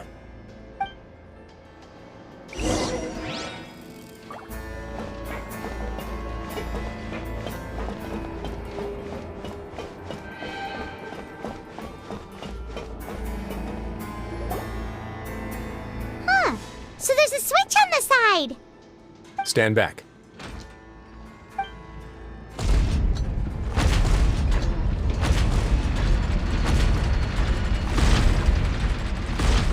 Whoa, they all just went up one by one. Go on, have a look.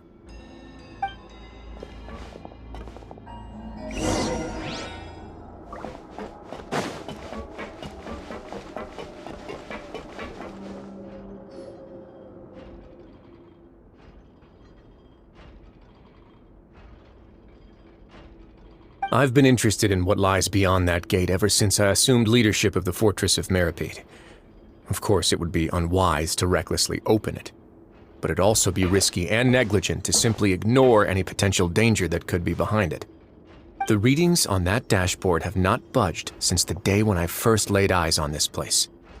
But over the past year, the needle has crept upwards from its original position, likely because some parameter it's been tracking has changed, if only infinitesimally.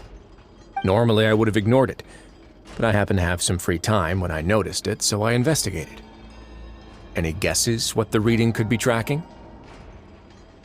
Very reasonable guesses. I've considered both of those as well. Unfortunately, our dashboard is tracking something less ordinary. The temperature should vary with weather and climate changes, so for something that rarely shifts, the water pressure is more likely. We ran a few tests to increase the pressure from the outside, but the readings didn't change at all.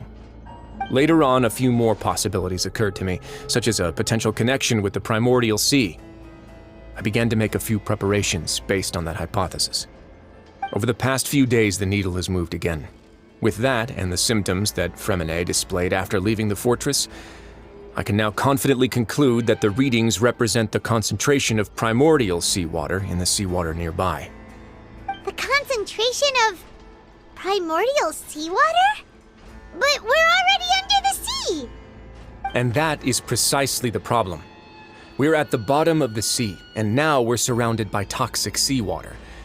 Somehow, primordial seawater got mixed in, and the concentration is steadily rising.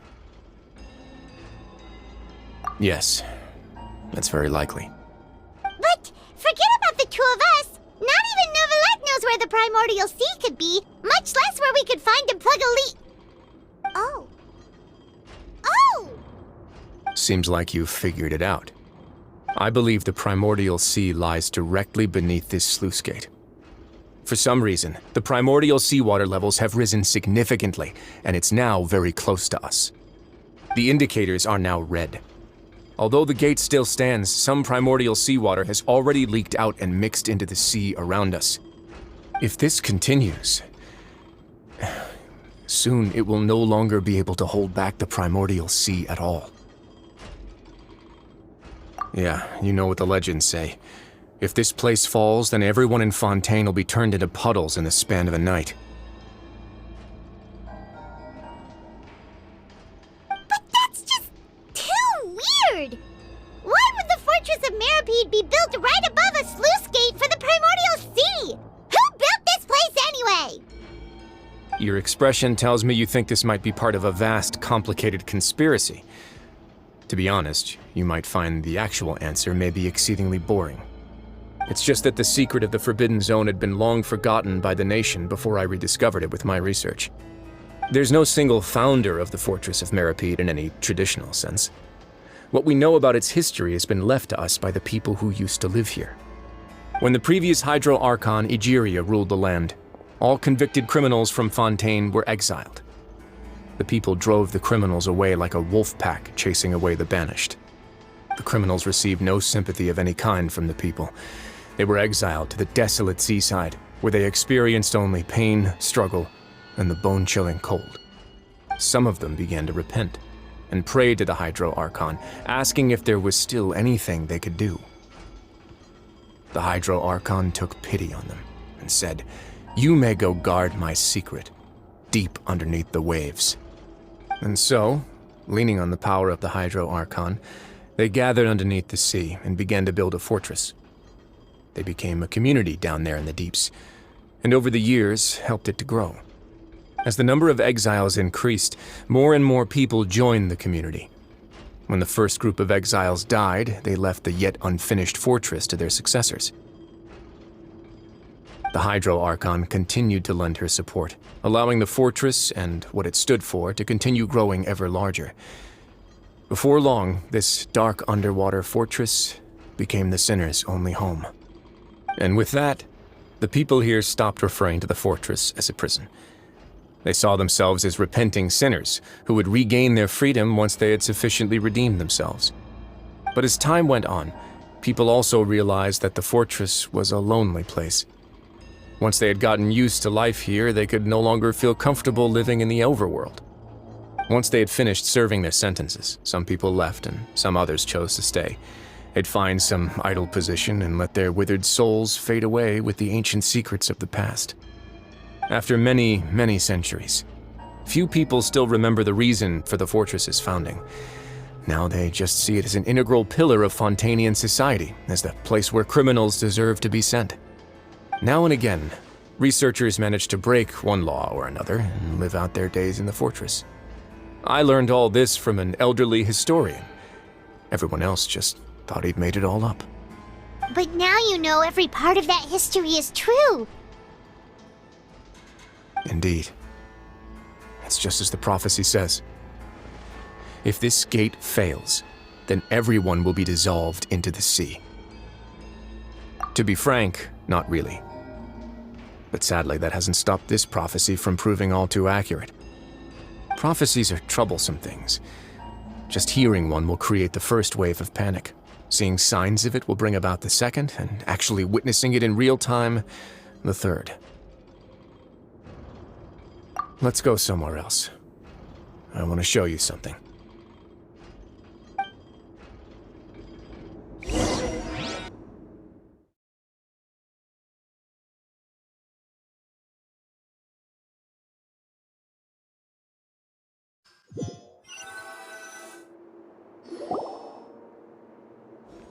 This is it. Your Grace, perfect timing. The results from our last round of experiments have... Wait, Jurier, he's not alone! Huh? Lorvine and Jurier? No need to panic, you two. I've already told them about our plan. What? After you warned us not to tell a single soul about any of this? I'm skeptical as well. Are you sure they are trustworthy? The results speak for themselves, don't they? These two may already know more than you could ever imagine. All right then, if Your Grace insists. They seem harmless enough, so I'll trust them for now.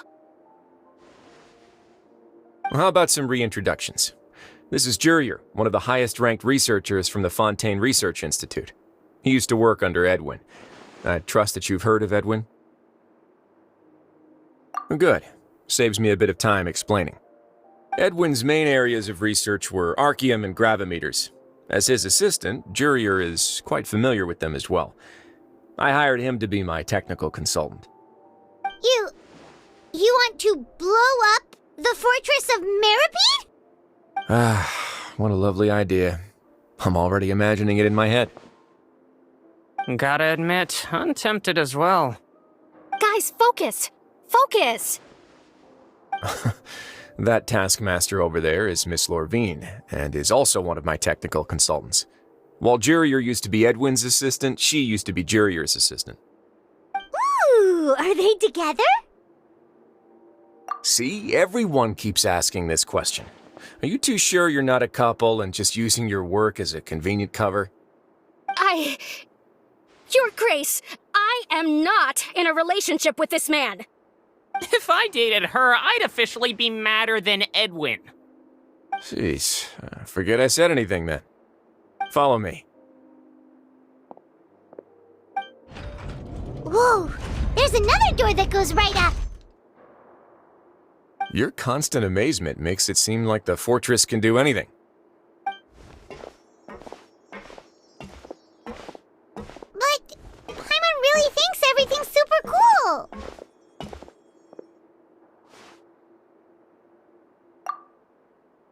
Well, let's spice it up a bit. And here you go.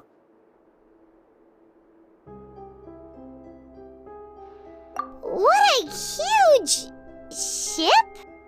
This is also a production zone that Paimon's never seen before. What's going on? How much do you know about Fontainian history? Not much at all.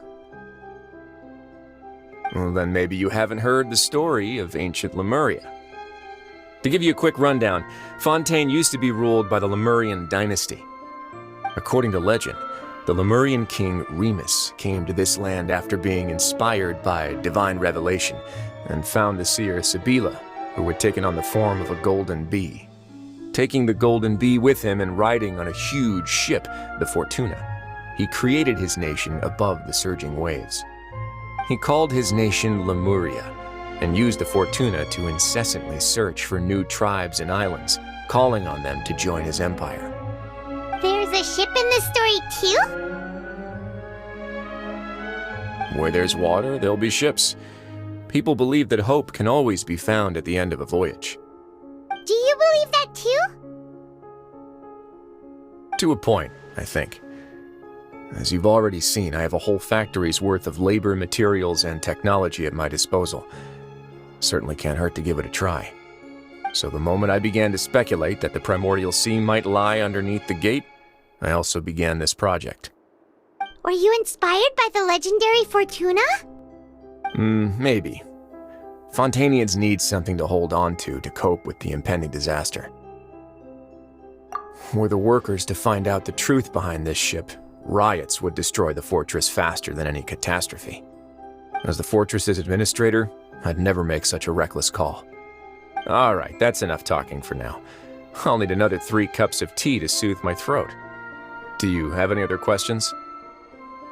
Seems like you're good. Come on, I'll take you back.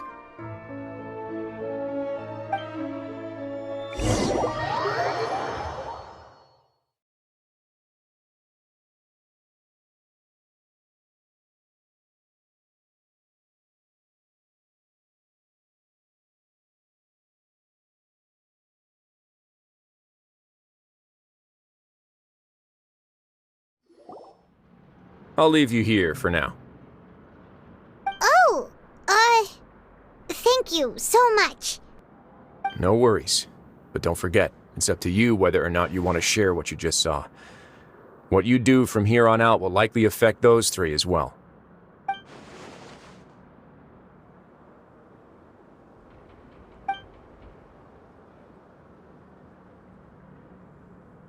Yeah, we'll put a lot of thought into it for sure. Great. I look forward to what happens next.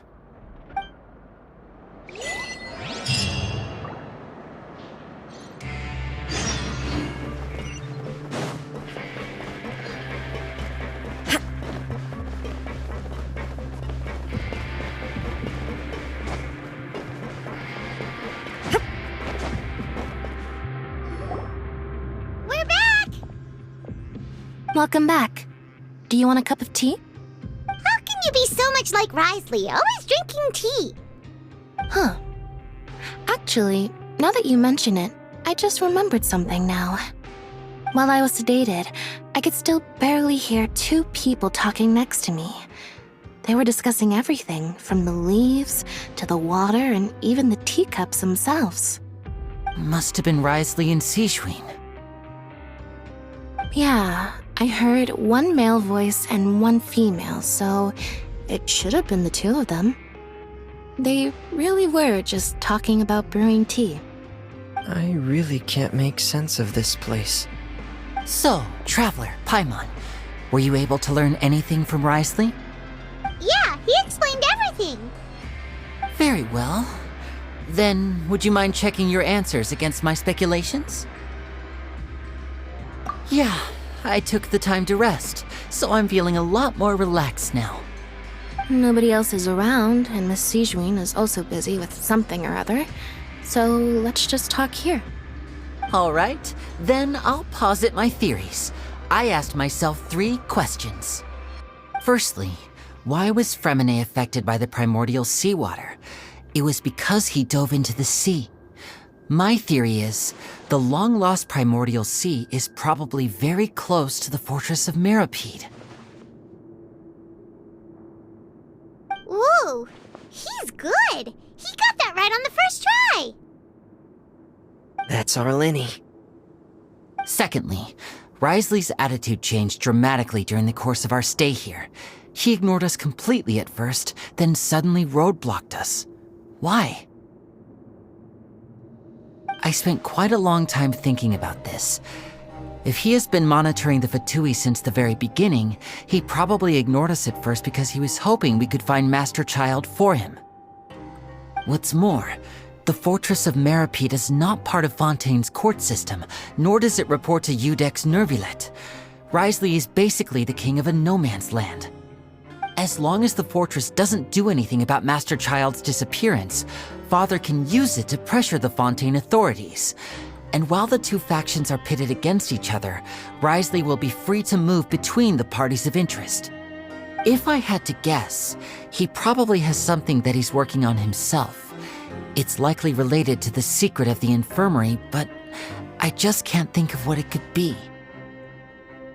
You're super smart. Thanks so much. Then finally, there's the last question. If Risley does have a plan, what could it be? All I know for now is that his plan probably has something to do with the changing nature of the seawater. He's even gotten Cloran to help him out. That can't be the full extent of what he's doing. There's probably a secret passageway behind the block in the infirmary, and there's something big in the fortress that most people here never get to see. He has a bargaining chip, and it could be important enough for Father to deal with him directly.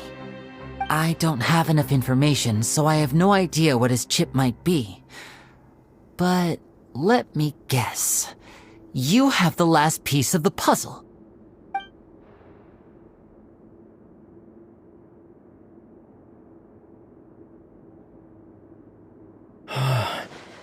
I can't believe it. The sea will engulf everyone, just like the prophecy said. Could Risley have wanted to meet Father to figure out a way to deal with this crisis? If you remember, I once mentioned that Father sees the House of the Hearth as her base of operations, and she truly wants to resolve the crisis. But how could Risley have known that?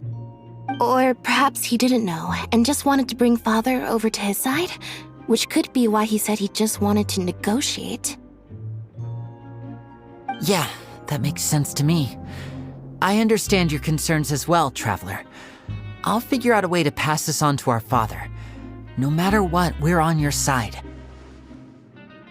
The two of you have already aided us far too much. We probably wouldn't be standing here right now if not for you. If you ever need anything else going forward, please come to the House of the Hearth at any time. Though you may not share the sentiment, after all that we've gone through together, the three of us basically see you as family now. You have my gratitude. Thank you for protecting Linny when it really mattered. And thank you for sharing the secrets of the fortress with us. We didn't think you were going to do it. Why are you being so formal all of a sudden?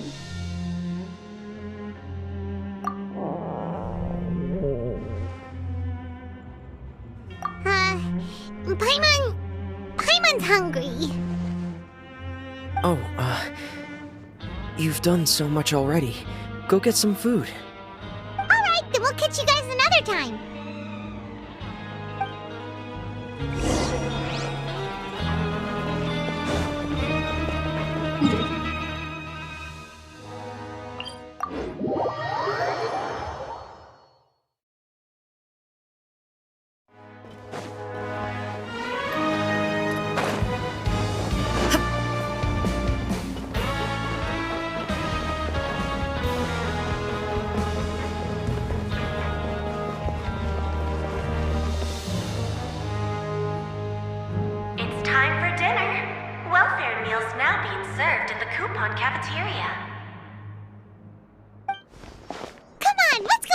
As well. Traveler and Paimon, over here. Are you here for dinner too, Miss Sijuin?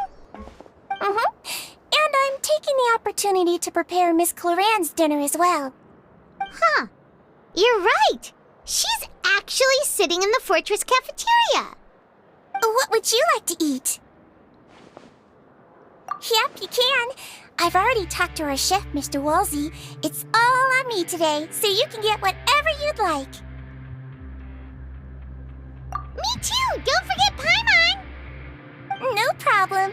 Just leave it to me.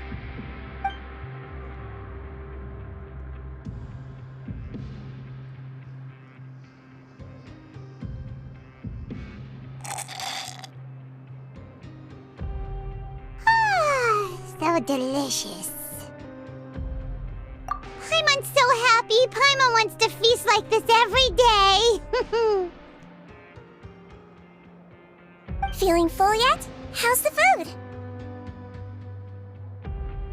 Delicious.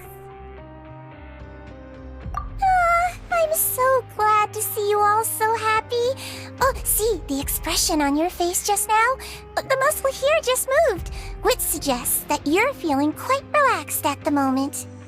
Sijuin, do you do this to help your patients or to better understand human beings? A bit of both, I suppose. I'm a Melusine, which means I'm very different from human beings. I must know what you're thinking if I want to take good care of you. You're really good at taking care of people. Even though you're so short, you still talk and act like an older sister. Really? You're reminded of an older sister? That's great to hear. Oh, and what did you mean back in Risley's office? When you said that you were protecting Linny and his siblings as well? Oh, that. I just asked His Grace to look out for those children, especially that diver boy. I was getting a bit worried after hearing that something was wrong with the water. Thankfully, Clorand is very strong and managed to save him in the nick of time. His Grace also sealed the pipes after Clorand left, to make sure that Linny wouldn't impulsively chase after his brother. Although the path was blocked, we still stationed some guards there to stop anyone from approaching. They were instructed to only open the door once Miss Clorand had returned. Oh, and I was keeping an eye on Mr. Linny as well. We had to press him, but we couldn't allow him to be in any real danger. You were all super considerate and really thought everything through. It's just what we do down here at the fortress. At least this has been His Grace's style for as long as he's been the leader.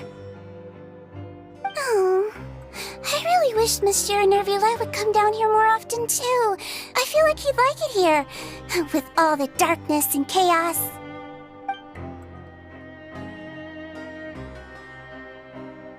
Get a good night's rest, you two. You both worked very hard.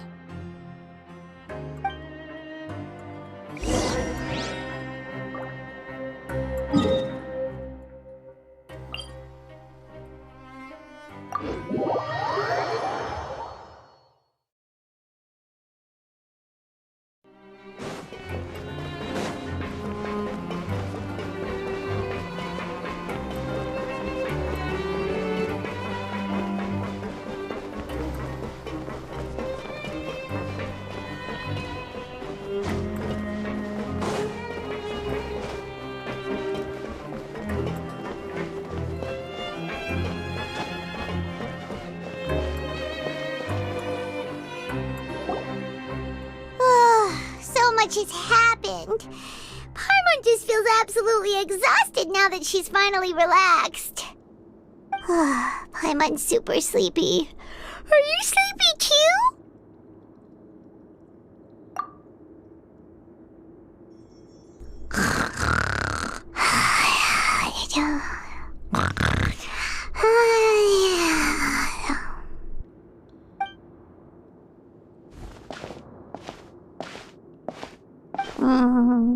Delicious. Paimon wants seconds for free.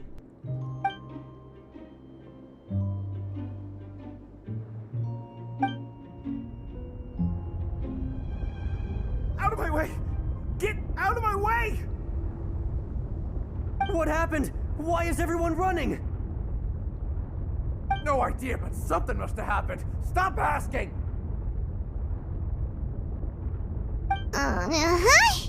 Who's yelling? Paimon still wants to sleep.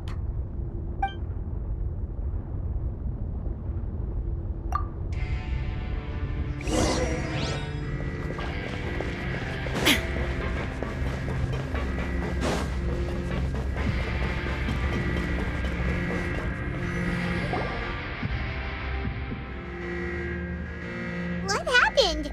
Why is everyone running around? Hey! What are you doing? No time to explain, mate. Goodbye. Hey! Wait! What's wrong with these people? They won't even talk to us. They're here! There you are! Oh, thank goodness! Quisto and Lavaroon, do you know what happened here? We came here especially to inform you. Something seems to have gone terribly wrong just now.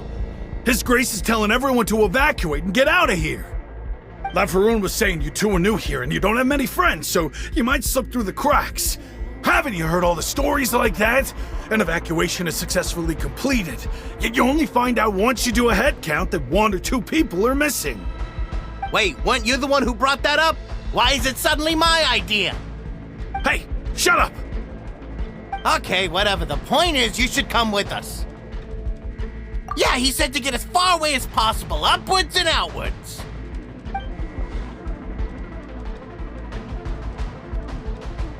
Oh no, it can't be that thing!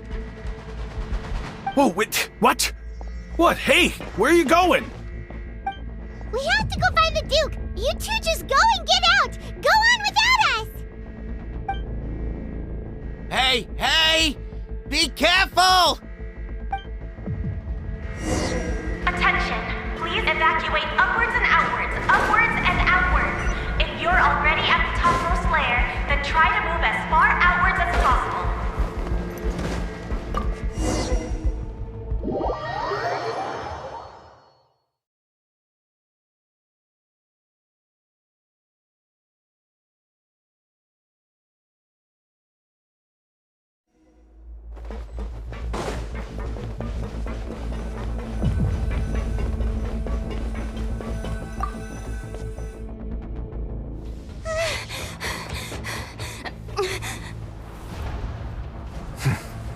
They're here.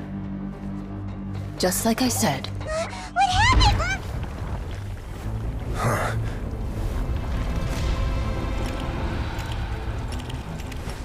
You're just in time. But be ready to run.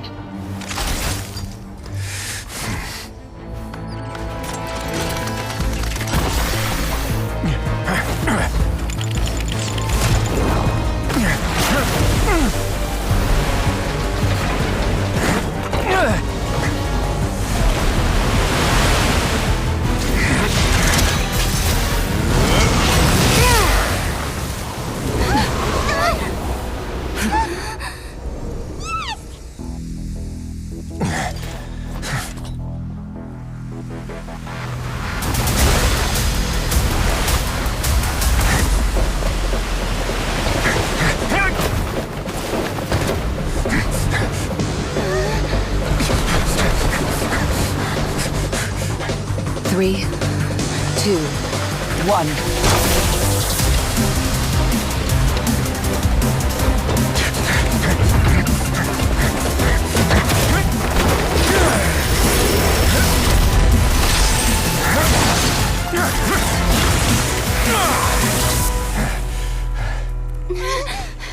This won't hold it for long. Find Neuvillette. Tell him the defenses are about to collapse. Then what will happen to you? Until he arrives, we're the last line of defense.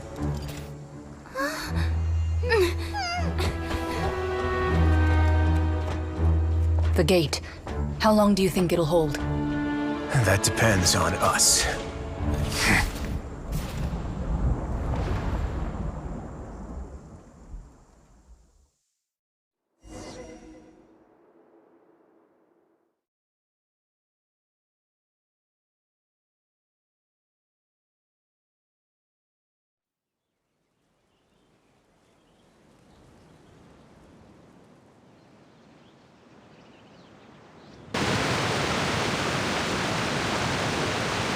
Neuvillette, why are you here? Traveler, I need you to head to the Opera House immediately. Farina will soon be meeting with the knave there. You must protect Farina, and make sure she doesn't spend too much time alone with her. Will do. You have my sincerest gratitude.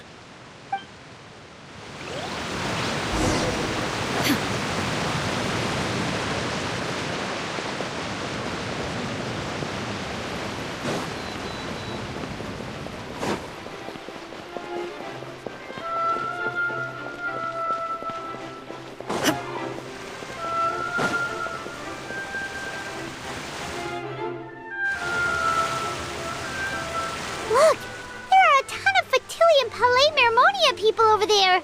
The knave is probably here already. We need to hurry. Are you two the traveler in Paimon? Monsieur Neuvillette has left instructions. Please follow me.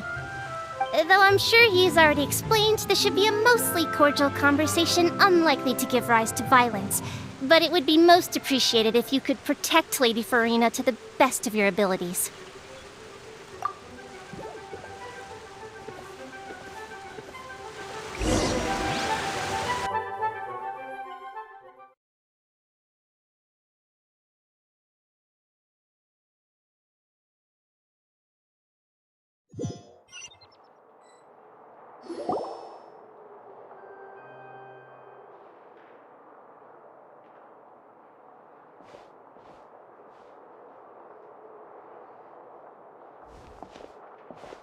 Oh, so you two are the honored guests Miss Farina mentioned.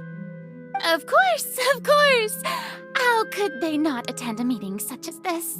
I must always have 2 or more guests at my dessert table.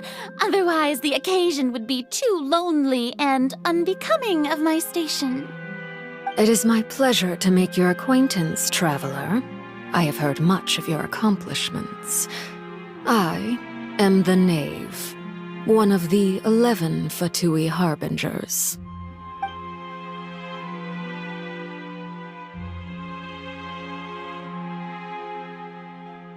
I've already prepared seats for you. Come, sit beside me. Perhaps you two are unaware of how Miss Farina and I do things. You see, we actually recently agreed to get together for tea when we had the time. See this? This is a limited type of confectionery that Miss Farina simply adores. There are only 16 slices sold every day. Here, why don't you and Paimon have a taste?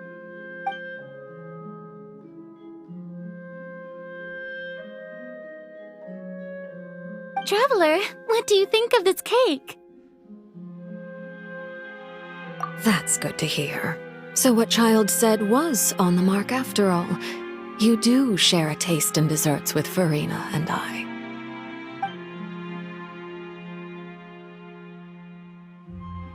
I wonder how he's doing nowadays. You must have heard, right? He's suddenly gone missing.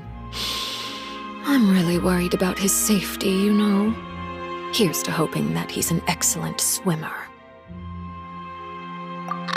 Since we're talking about him, I feel like I should add something. his martial prowess really looked certainly pretty impressive, yeah.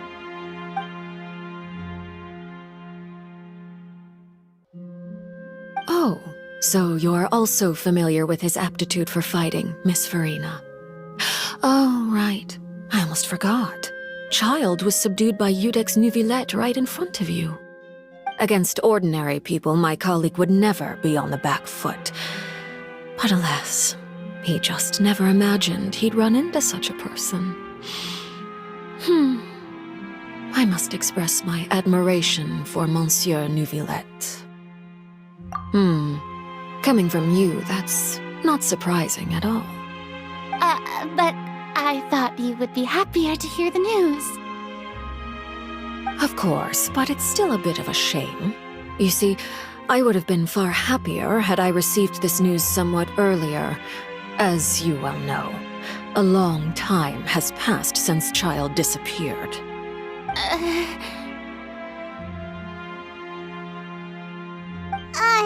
Well, in any case, there's no need to worry. We know for sure that Child is still alive. Oh, and just how do you know that? Because we found evidence that proved he left the Fortress of Meropide. And where did he go after leaving the fortress? Well...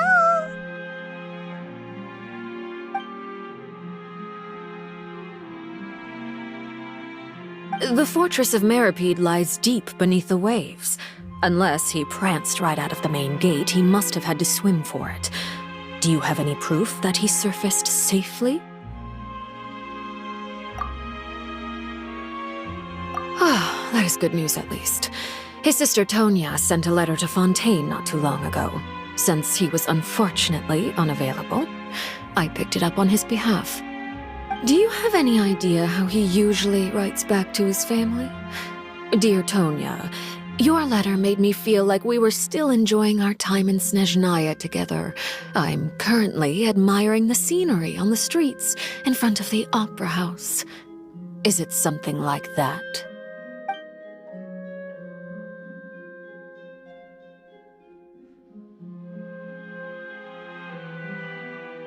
All letters tend to follow the same few formats anyway, right?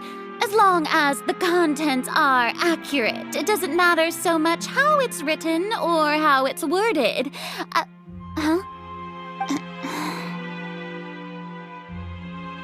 Hold on. The water in the teacup is shaking. I suppose this is also a sign of things to come, Miss Farina. I don't quite understand what you're trying to say. Have we entered into the next stage of the prophecy?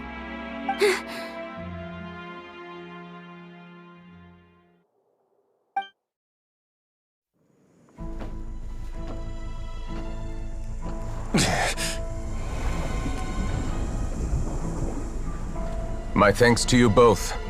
I will take it from here.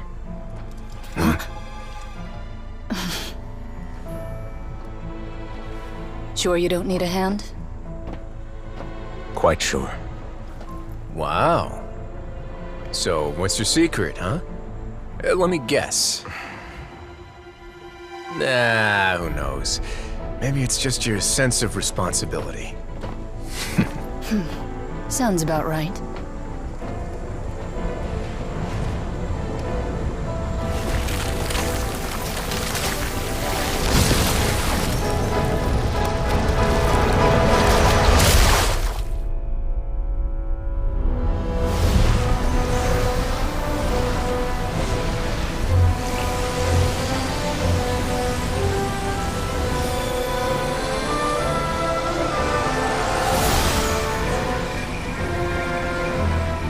Day may come when the prophecy is fulfilled, and the waters burst forth. But it is not this day! This ancient power could easily obliterate an entire race. A tsunami of fury would unleash endless catastrophe.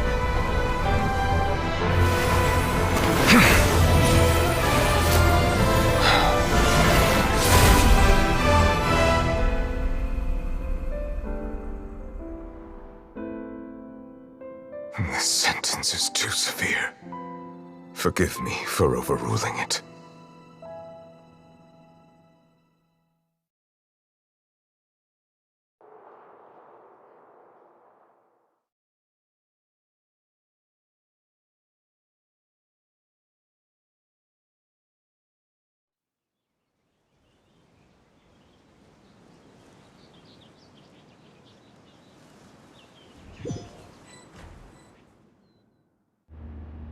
All right.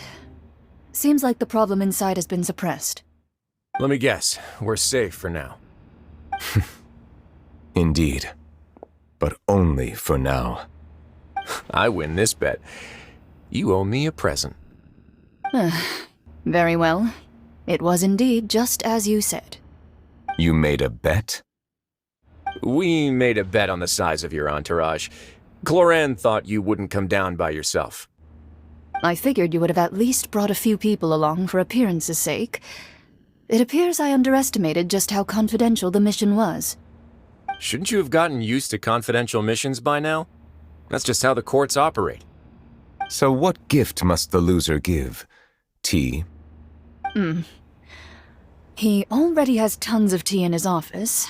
I'm thinking about a set of legal codices. That wouldn't happen to be a dig at my lack of legal awareness, would it? Well, I'm sure His Grace doesn't consider the fortress to be outside the law. I was under the impression the residents of a place like this would be uninterested in the legal codices.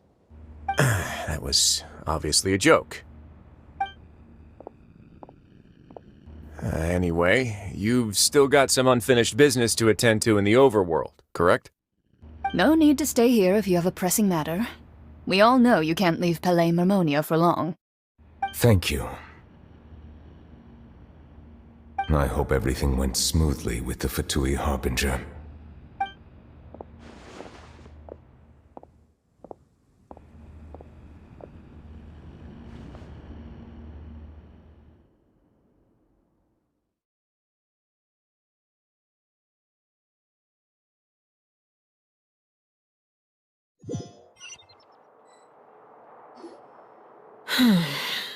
I must say, we've spent long enough playing house. Miss Farina, as the Hydro Archon, I am sure you understand the exact meaning of the phenomenon we just witnessed. Or should I say, that's what I originally thought. But looking at your expression, was I wrong? And you haven't a clue? What are you trying to say? At this point, I don't think there's any more need to speak as diplomatic representatives. Allow me to speak to you now as just a Fontainian. You know the prophecy by heart, and also that every part of it is being proven true. Yet, here you are relaxing, drinking tea, and eating desserts as if it's all nothing more than a few stray bugs in your garden. Do you really think that's acceptable? The prophecy's hanging above our necks like a guillotine. Every faction is looking for a way to either avert the disaster or save their own. Even the orphans of the House of the Hearth have devoted everything to saving their homeland. But you? It beggars belief just how nonchalant and carefree you have been. From the very beginning, you, the god Focalor, you have utterly failed to take action. You're wrong. I've never ignored the prophecy, nor have I just been passing the time in self-indulgence. Retract your accusation and stop doubting the wisdom of the gods with such absurd conjectures. I am not alone in my doubts, you know. All the children of Fontaine may be harboring the exact same thoughts right now. Oh, great Hydro Archon. How are you going to save them? Save us? How are the people you've sworn to protect supposed to survive in a land that will soon disappear beneath the waves? I have my ways, and I've been working on them for all this time. Even if you look down upon me, you have no right to judge me. Fontaine will be saved. Even if I still cannot see the true future right now, As long as I continue on as I am, I will be able to hold my head up high!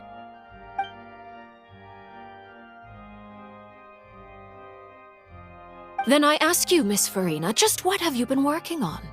Where can we see it, and what is it doing to help?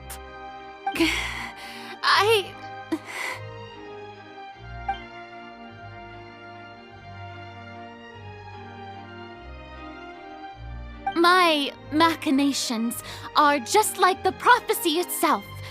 They will only reveal themselves at the fated time. It is just that beings like yourselves are unable to perceive them as of yet. I see. As a god, the proof of your labor always lies beyond prying mortal eyes. Allow me to be so bold as to ask another way. Would it be possible for you to tell us the parts of your plan that are not confidential? Such as your emergency response plan for the impending disaster? An emergency response plan? Oh, that look in your eyes. Have you not even prepared one of those? The emergency response plan is also strictly confidential. Then allow me to jog your memory. Miss Farina, what is the purpose of your Oratrice Mécanique d'Annelise Cardinal? And what do you plan to do with the massive amounts of indemnitium that has accumulated over the years? The Oratrice? It's just like it appears to be. So you also have no idea. If I'm not mistaken, someone's using it to prepare for something. But unfortunately, it would seem that someone is not you, Miss Farina. I first caught wind of this when Linny tried to investigate the Oratrice in the Opera House. You see, even just getting close to the core contaminated him with an extremely large amount of indemnitium. But even if that had nothing to do with you, then what could you possibly be working on, oh great Hydro Archon? Oh, right. I almost forgot. Udex Nouvillette is not at the tea party with us today. Miss Farina, I suppose you must have ordered him away to take care of some troublesome business. Yes, that's exactly right. Please keep it a secret for me. Of course I will. Although, I must say, Miss Farina, you seem quite insecure without the Udex by your side. Oh, very well. Let's stop that conversation here. There are still a few slices of cake left, so please, help yourselves, everyone.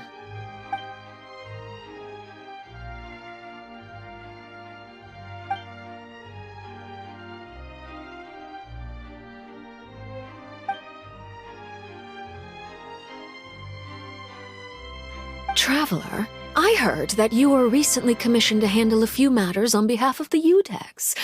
Why don't you take an extra slice of cake? Those who work hard deserve gratitude and praise. You too, Paimon. Thank you. Paimon will take you up on that offer.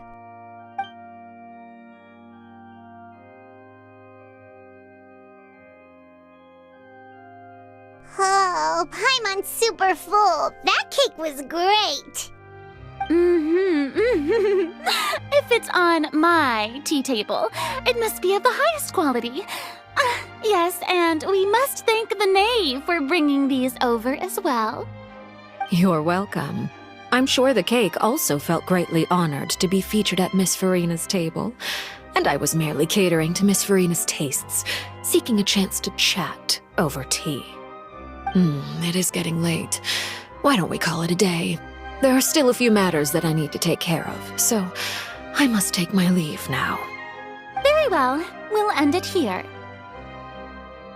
Mind seeing me off, Traveler? We could use the opportunity to discuss Child before I must be on my way.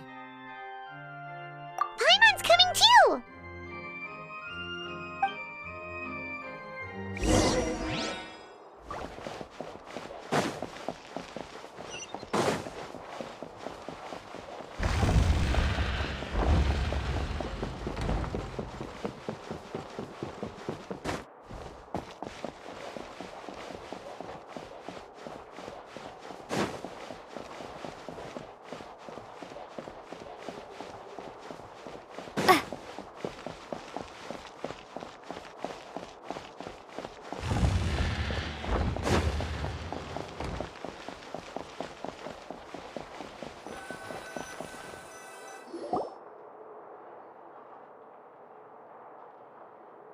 I'm glad that you were willing to come with me. Of course, Child was just an excuse. I have no interest in your dealings with him. That's what Paimon thought. You lent your aid to the children of the House of the Hearth. As their father, I would like to express my gratitude.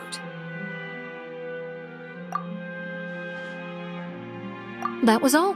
Formal topics should be discussed in formal settings, and informal topics in informal settings. I know you just returned from the fortress of Menikmati. Relax. I have no intention of trying to get anything out of you. Linny, Lynette, and Fremine are still there, and I trust their judgment and abilities. They've all been working very hard and have always done all they can to fight back against anyone who tried to stop them, especially Linny. You mean Ridesley. He's a tricky one to deal with. It's unfortunate that Linny's so eager to prove himself that he can't learn to rely on others, including me. By the way, and you can just consider this a bit of idle gossip, but what's your impression of Furina?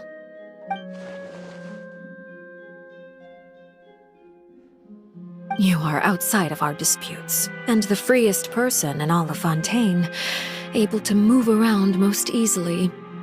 Allow me to share my perspective with you. And that's everything that happened during the trial. Master Child was declared guilty and immediately transported to the fortress of Menikmati. Didn't he say he was coming here on vacation? Does he not feel an ounce of shame for all the trouble he has caused?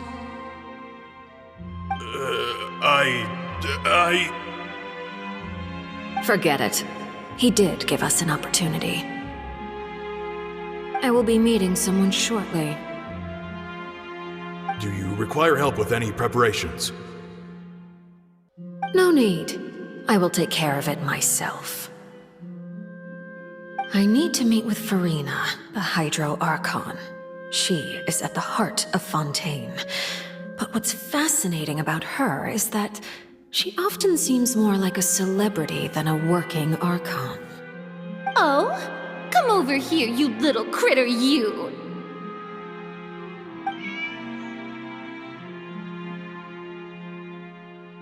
You dare to run from me? Stop right this instant! My goal is just to discover the location of the Gnosis. But I didn't expect the chance to approach Furina to be handed to me on a silver platter. This is so easy, it's actually making me a bit suspicious. Anything left unguarded is usually just bait. But no one will blame someone for taking the bait. After all, from the moment it was attached to the hook, the bait is meant to be sacrificed. It's just as I guessed in the second before I struck. The Hydronosis is not currently held by the Archon. In fact, this Archon doesn't seem like a god at all. And I sense that she's under some kind of curse. Who are you? And what are you trying to do? Please don't kill me! I'm begging you, please! The fear in her pupils is genuine, so perhaps she's not bait after all. Either way, targeting her has lost all meaning. I left the scene with ease. Nobody came looking for me, and nobody could serve as a witness to my near assassination of Focalor. I suspect even Furina dares not mention this incident to anyone. Not long after, my informants confirmed what I had guessed. After returning to her quarters, Furina quietly cried alone. She was so scared that she could not sleep that night, nor could she even bring herself to eat her cake. There's no doubt that there's something wrong with her. I began to entertain the possibility that she is not the true Hydro Archon. Perhaps Eudex Neuvillette is actually the genuine article. I have to find the Gnosis. If the Neuvillette hypothesis is correct, he is probably in possession of it.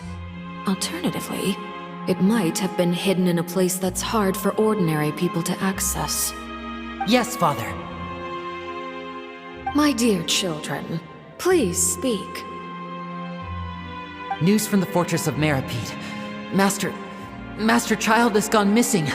On top of that, the contacts and guards we bribed at the fortress have all gone quiet as well.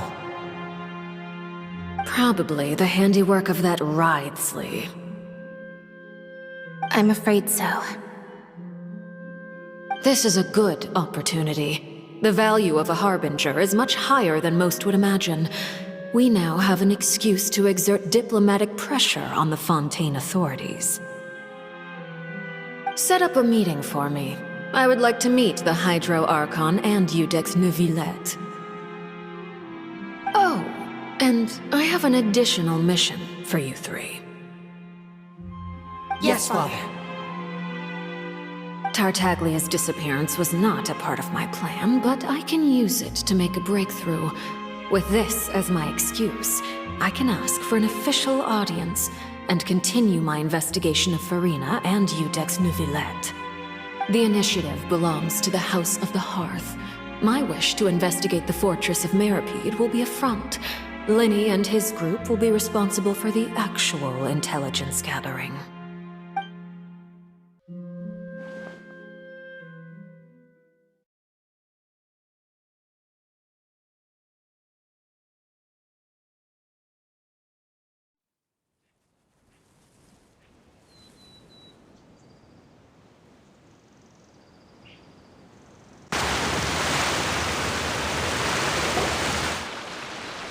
You should know the rest.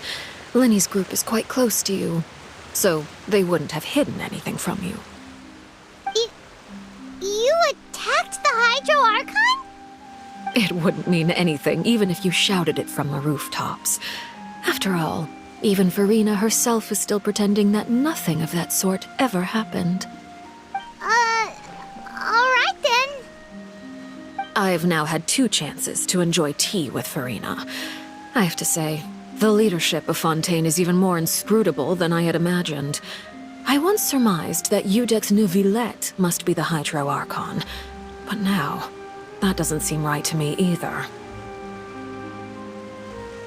I am a servant of Her Majesty the Tsaritsa. Over my years of service, I've learned how a real Archon conducts and carries themselves. Whether Iudex Neuvillette or Farina, neither fits the bill. It's hard to imagine either of them as the Archon. Of course, that is all just how I feel. Gut feelings often do not require justification. It is, however, quite amusing to me that after all my years working in intelligence gathering, I've come to realize I am at a complete loss regarding the identity of the god of the land of my birth. Don't you think Fontaine is quite intriguing? A catastrophe looms, yet many secrets have yet to rise to the surface. It looks like Fontainians will have no choice but to save themselves. Ultimately, though, one must survive in order to do anything else. Should the need arise, I would be happy to cooperate with you. You don't need to commit to anything right now, of course. I have a feeling that the situation will continue to evolve, and as your name is often connected with noble deeds, I'm sure we will work together someday. He certainly returned quickly. You must want to catch up with each other, so I'll leave you to him.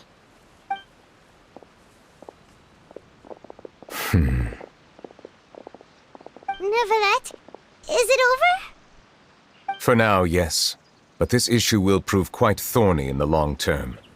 I'm concerned that sooner or later the prophesized events will occur. Thank you for protecting Farina. To put it simply, I used my power to force back the primordial sea and reseal the sluice gate.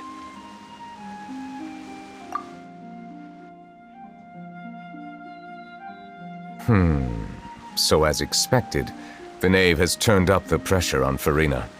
She's trying to feel her out, though I'm still unsure as to her motives.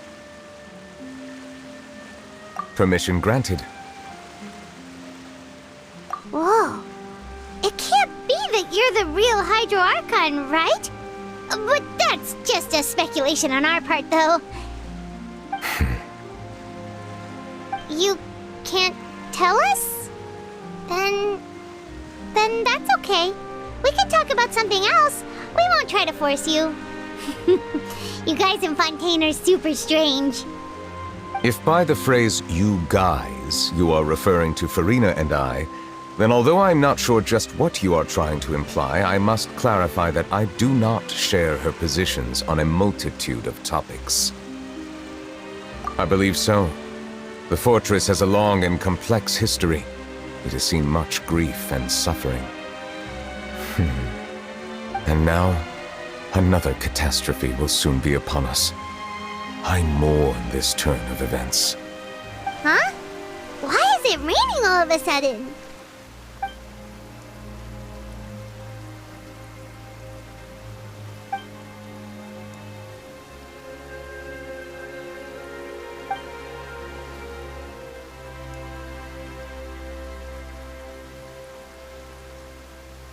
You may be closer to the truth than you think. Oh? And what are you thinking? The dragon of... what? Huh? Please do not be so surprised. Farina?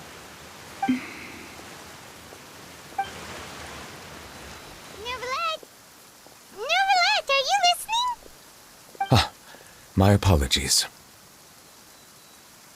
We were just guessing randomly. We didn't guess right, did we? You're not actually the dragon sovereign of water, right? Well, if you don't want to confirm or deny... You guessed correctly. I sincerely hope you'll be able to keep this a secret for me. Right, of course. We'll definitely help you keep it a secret. There's still something Paimon wants to ask you, though. Please, go ahead. Well, if you are the dragon sovereign of water, and you were able to force back the primordial sea from the fortress, then since Fontaine's prophecy is all about seawater, couldn't you just use your power to solve the crisis? None of the currently living dragon sovereigns in the world, myself included, possess our full dragonhood.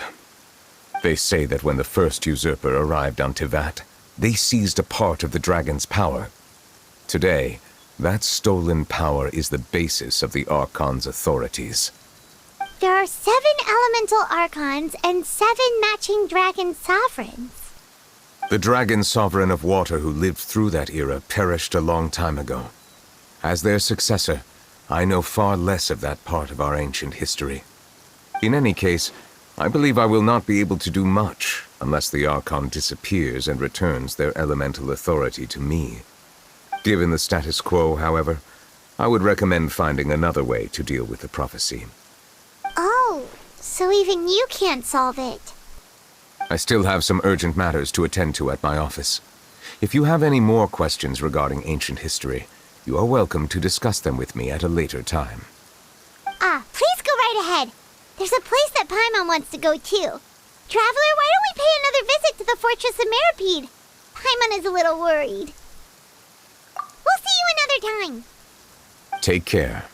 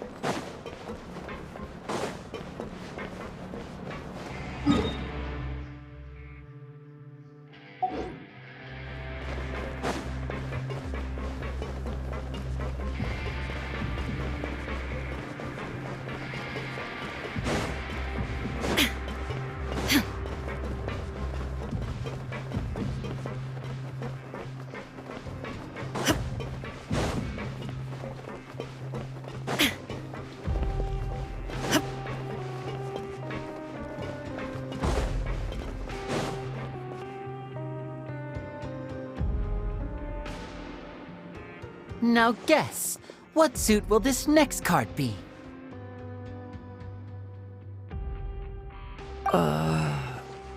A bare-teethed cat? Well, well, look who it is. Traveler, Paimon. Hello, everyone. Looks like you're recovering nicely from it, eh? Mm-hmm. Thanks to everyone's support. Oh, right. I managed to work up the courage to thank Miss Clarand in person. Whoa, how did she react? She told me that it was nothing. It was as if saving a life wasn't a big deal to her at all. She also told me not to worry about it. She didn't want to stress you out, that's all. She's right, and it's best not to dwell on it. Yeah. Okay, but check this out. We went back to the opera house and we met the knave. You met Father? Did she say anything to you?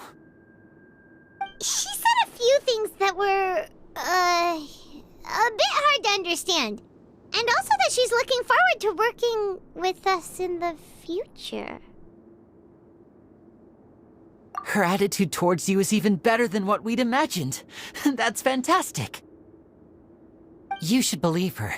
She has her own way of doing things, and she'll do everything in her power to help those she considers close, which now might also include you. Mm-hmm. Father is very capable, and also trustworthy. Oh, Paimon just remembered that she thought Lenny was a bit too proud as well. She said that you should learn how to rely on others sometimes. Got it. Huh. That does sound like something that Father would say. Hey! Are you going to stay here for the next few days? Looks like it, yeah. Excellent. I will host a tea party. For real? Then Paimon wants another serving of cake. Another implies that you were already served some delicious cake while you were up there. How lovely. Well, next time, you're going to have tea and snacks with us.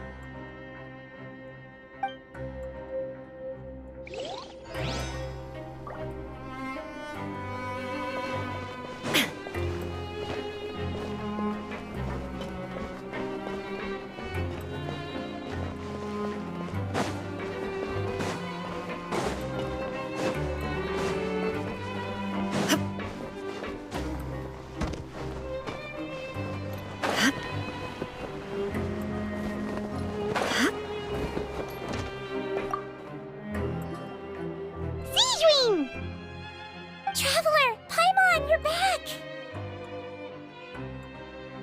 Are you still doing alright? Did either of you get hurt? We're fine, but what about you guys? It was such a huge mess. How bad was it? A few people sustained superficial injuries, but that's about the extent of the damage.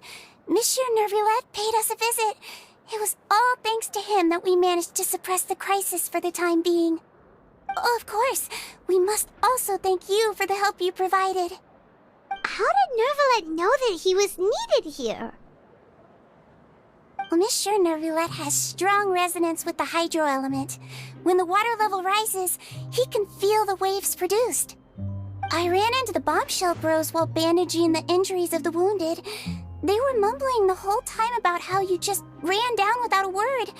I'm so relieved to see that you're both all right.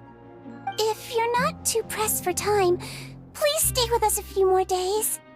Just let me know if you get a craving for any particular dish, so I can have Mr. Walsey get your meals prepared. Oh, and please feel free to visit the infirmary for a break at any time. I'd like to take the opportunity to spend some more time observing your facial muscles as well. Your happy smiles are quite contagious, you know. They're so memorable, and I've missed them immensely while you were gone.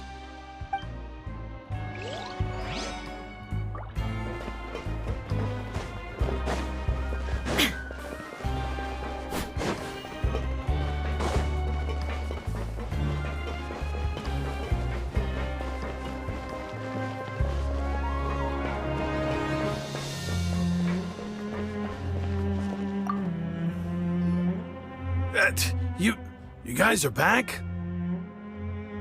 Quisto! Macaroon! You guys didn't get caught and thrown back down here, right? Huh? No, not at And here I thought you'd managed to escape from jail during all the commotion. I'd held you up as legendary jailbreakers, but now you're telling me you just never left? We're sorry, but we just had some business to take care of. All right. There's no need to get caught up in the details. We're just relieved to see you. He was super worried about you, you know. Hey, it wasn't just me. Weren't you super worried as well? Something like that, yeah. I was also transferred to work in the kitchen a few days ago.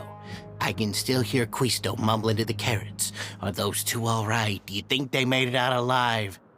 Whenever he'd say that, I'd tell him I'm sure they're fine. Wherever they are, they're kicking back with drinks in hand, enjoying the lovely scenery. Hey, there's nothing wrong with worrying about your prison pals, is there? I mean, considering how they always love listening to all my gossip. These two. They sure are a lot warmer and friendlier than when Paimon first met them.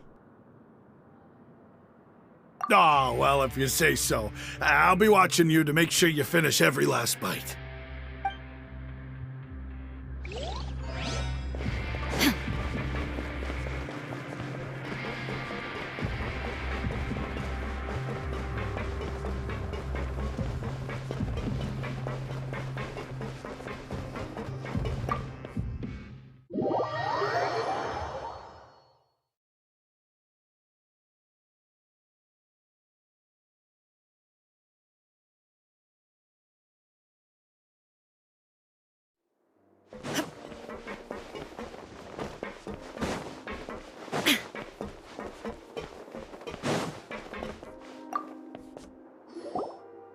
Courier, Miss Sijween told me you still haven't eaten.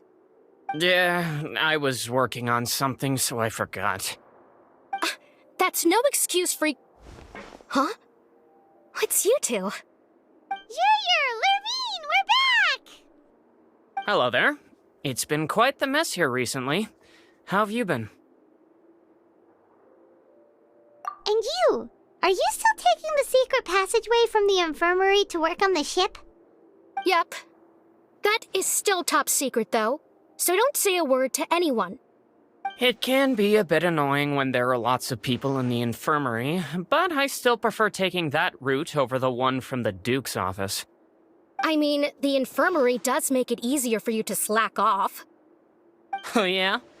Then why are you also here so much? You two really are just using your jobs as a cover for your relationship, aren't you? Not at all!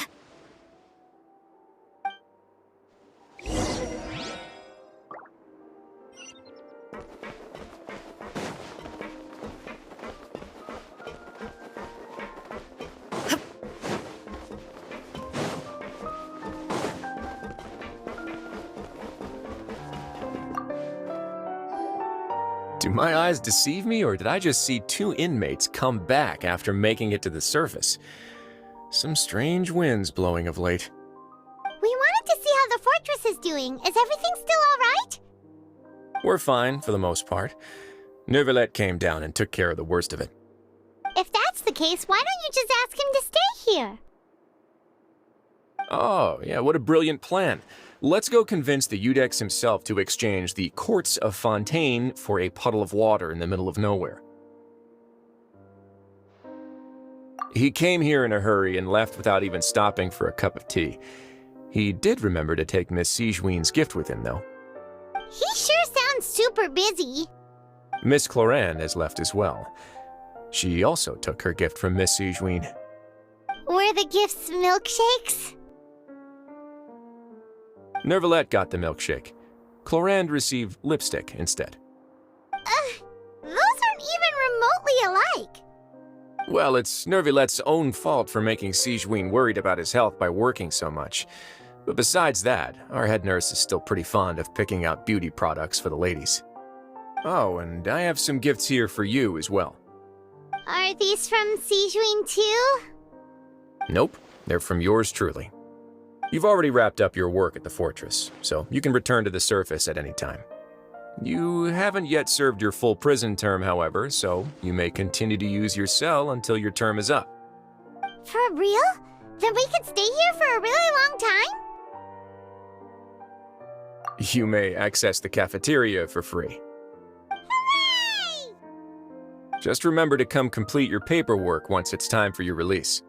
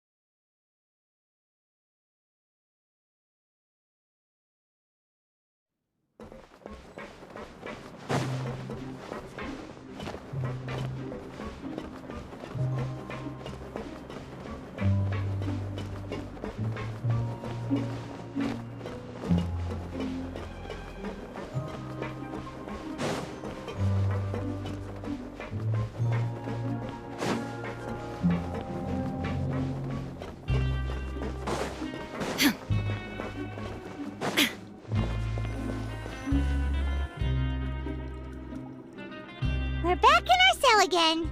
We're no longer prisoners, though, so it really doesn't feel the same.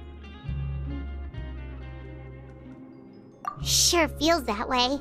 But the truth is, we never did anything bad to begin with, so I'm not sure why we put so much pressure on ourselves.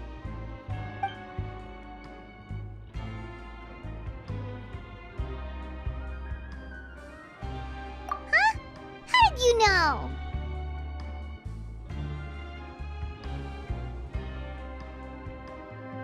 Hey, that's not true! All right. Okay, Paimon just wanted to say that we really are an amazing duo after all. It's like we've now gone to so many places together and become friends with so many people. We've never stopped traveling or stopped meeting new friends. There are so many bad things in the world, and we're just two people, but we've still been solving problems no matter where we go. Isn't that pretty cool? You're counting Paimon today? Aren't you the only adventurer here? Then let's ask Catherine to give Paimon an adventurer handbook as well. Paimon will also be an adventurer from today forward. Just our thoughts making Paimon giddy. Paimon's gonna crash, so you sleep soon too. The last time we fell asleep here, we woke up to a whole mess outside our cell. The primordial seawater nearly rose up. That was so scary. We should be safe now, right? All right then. Good night to you, traveler.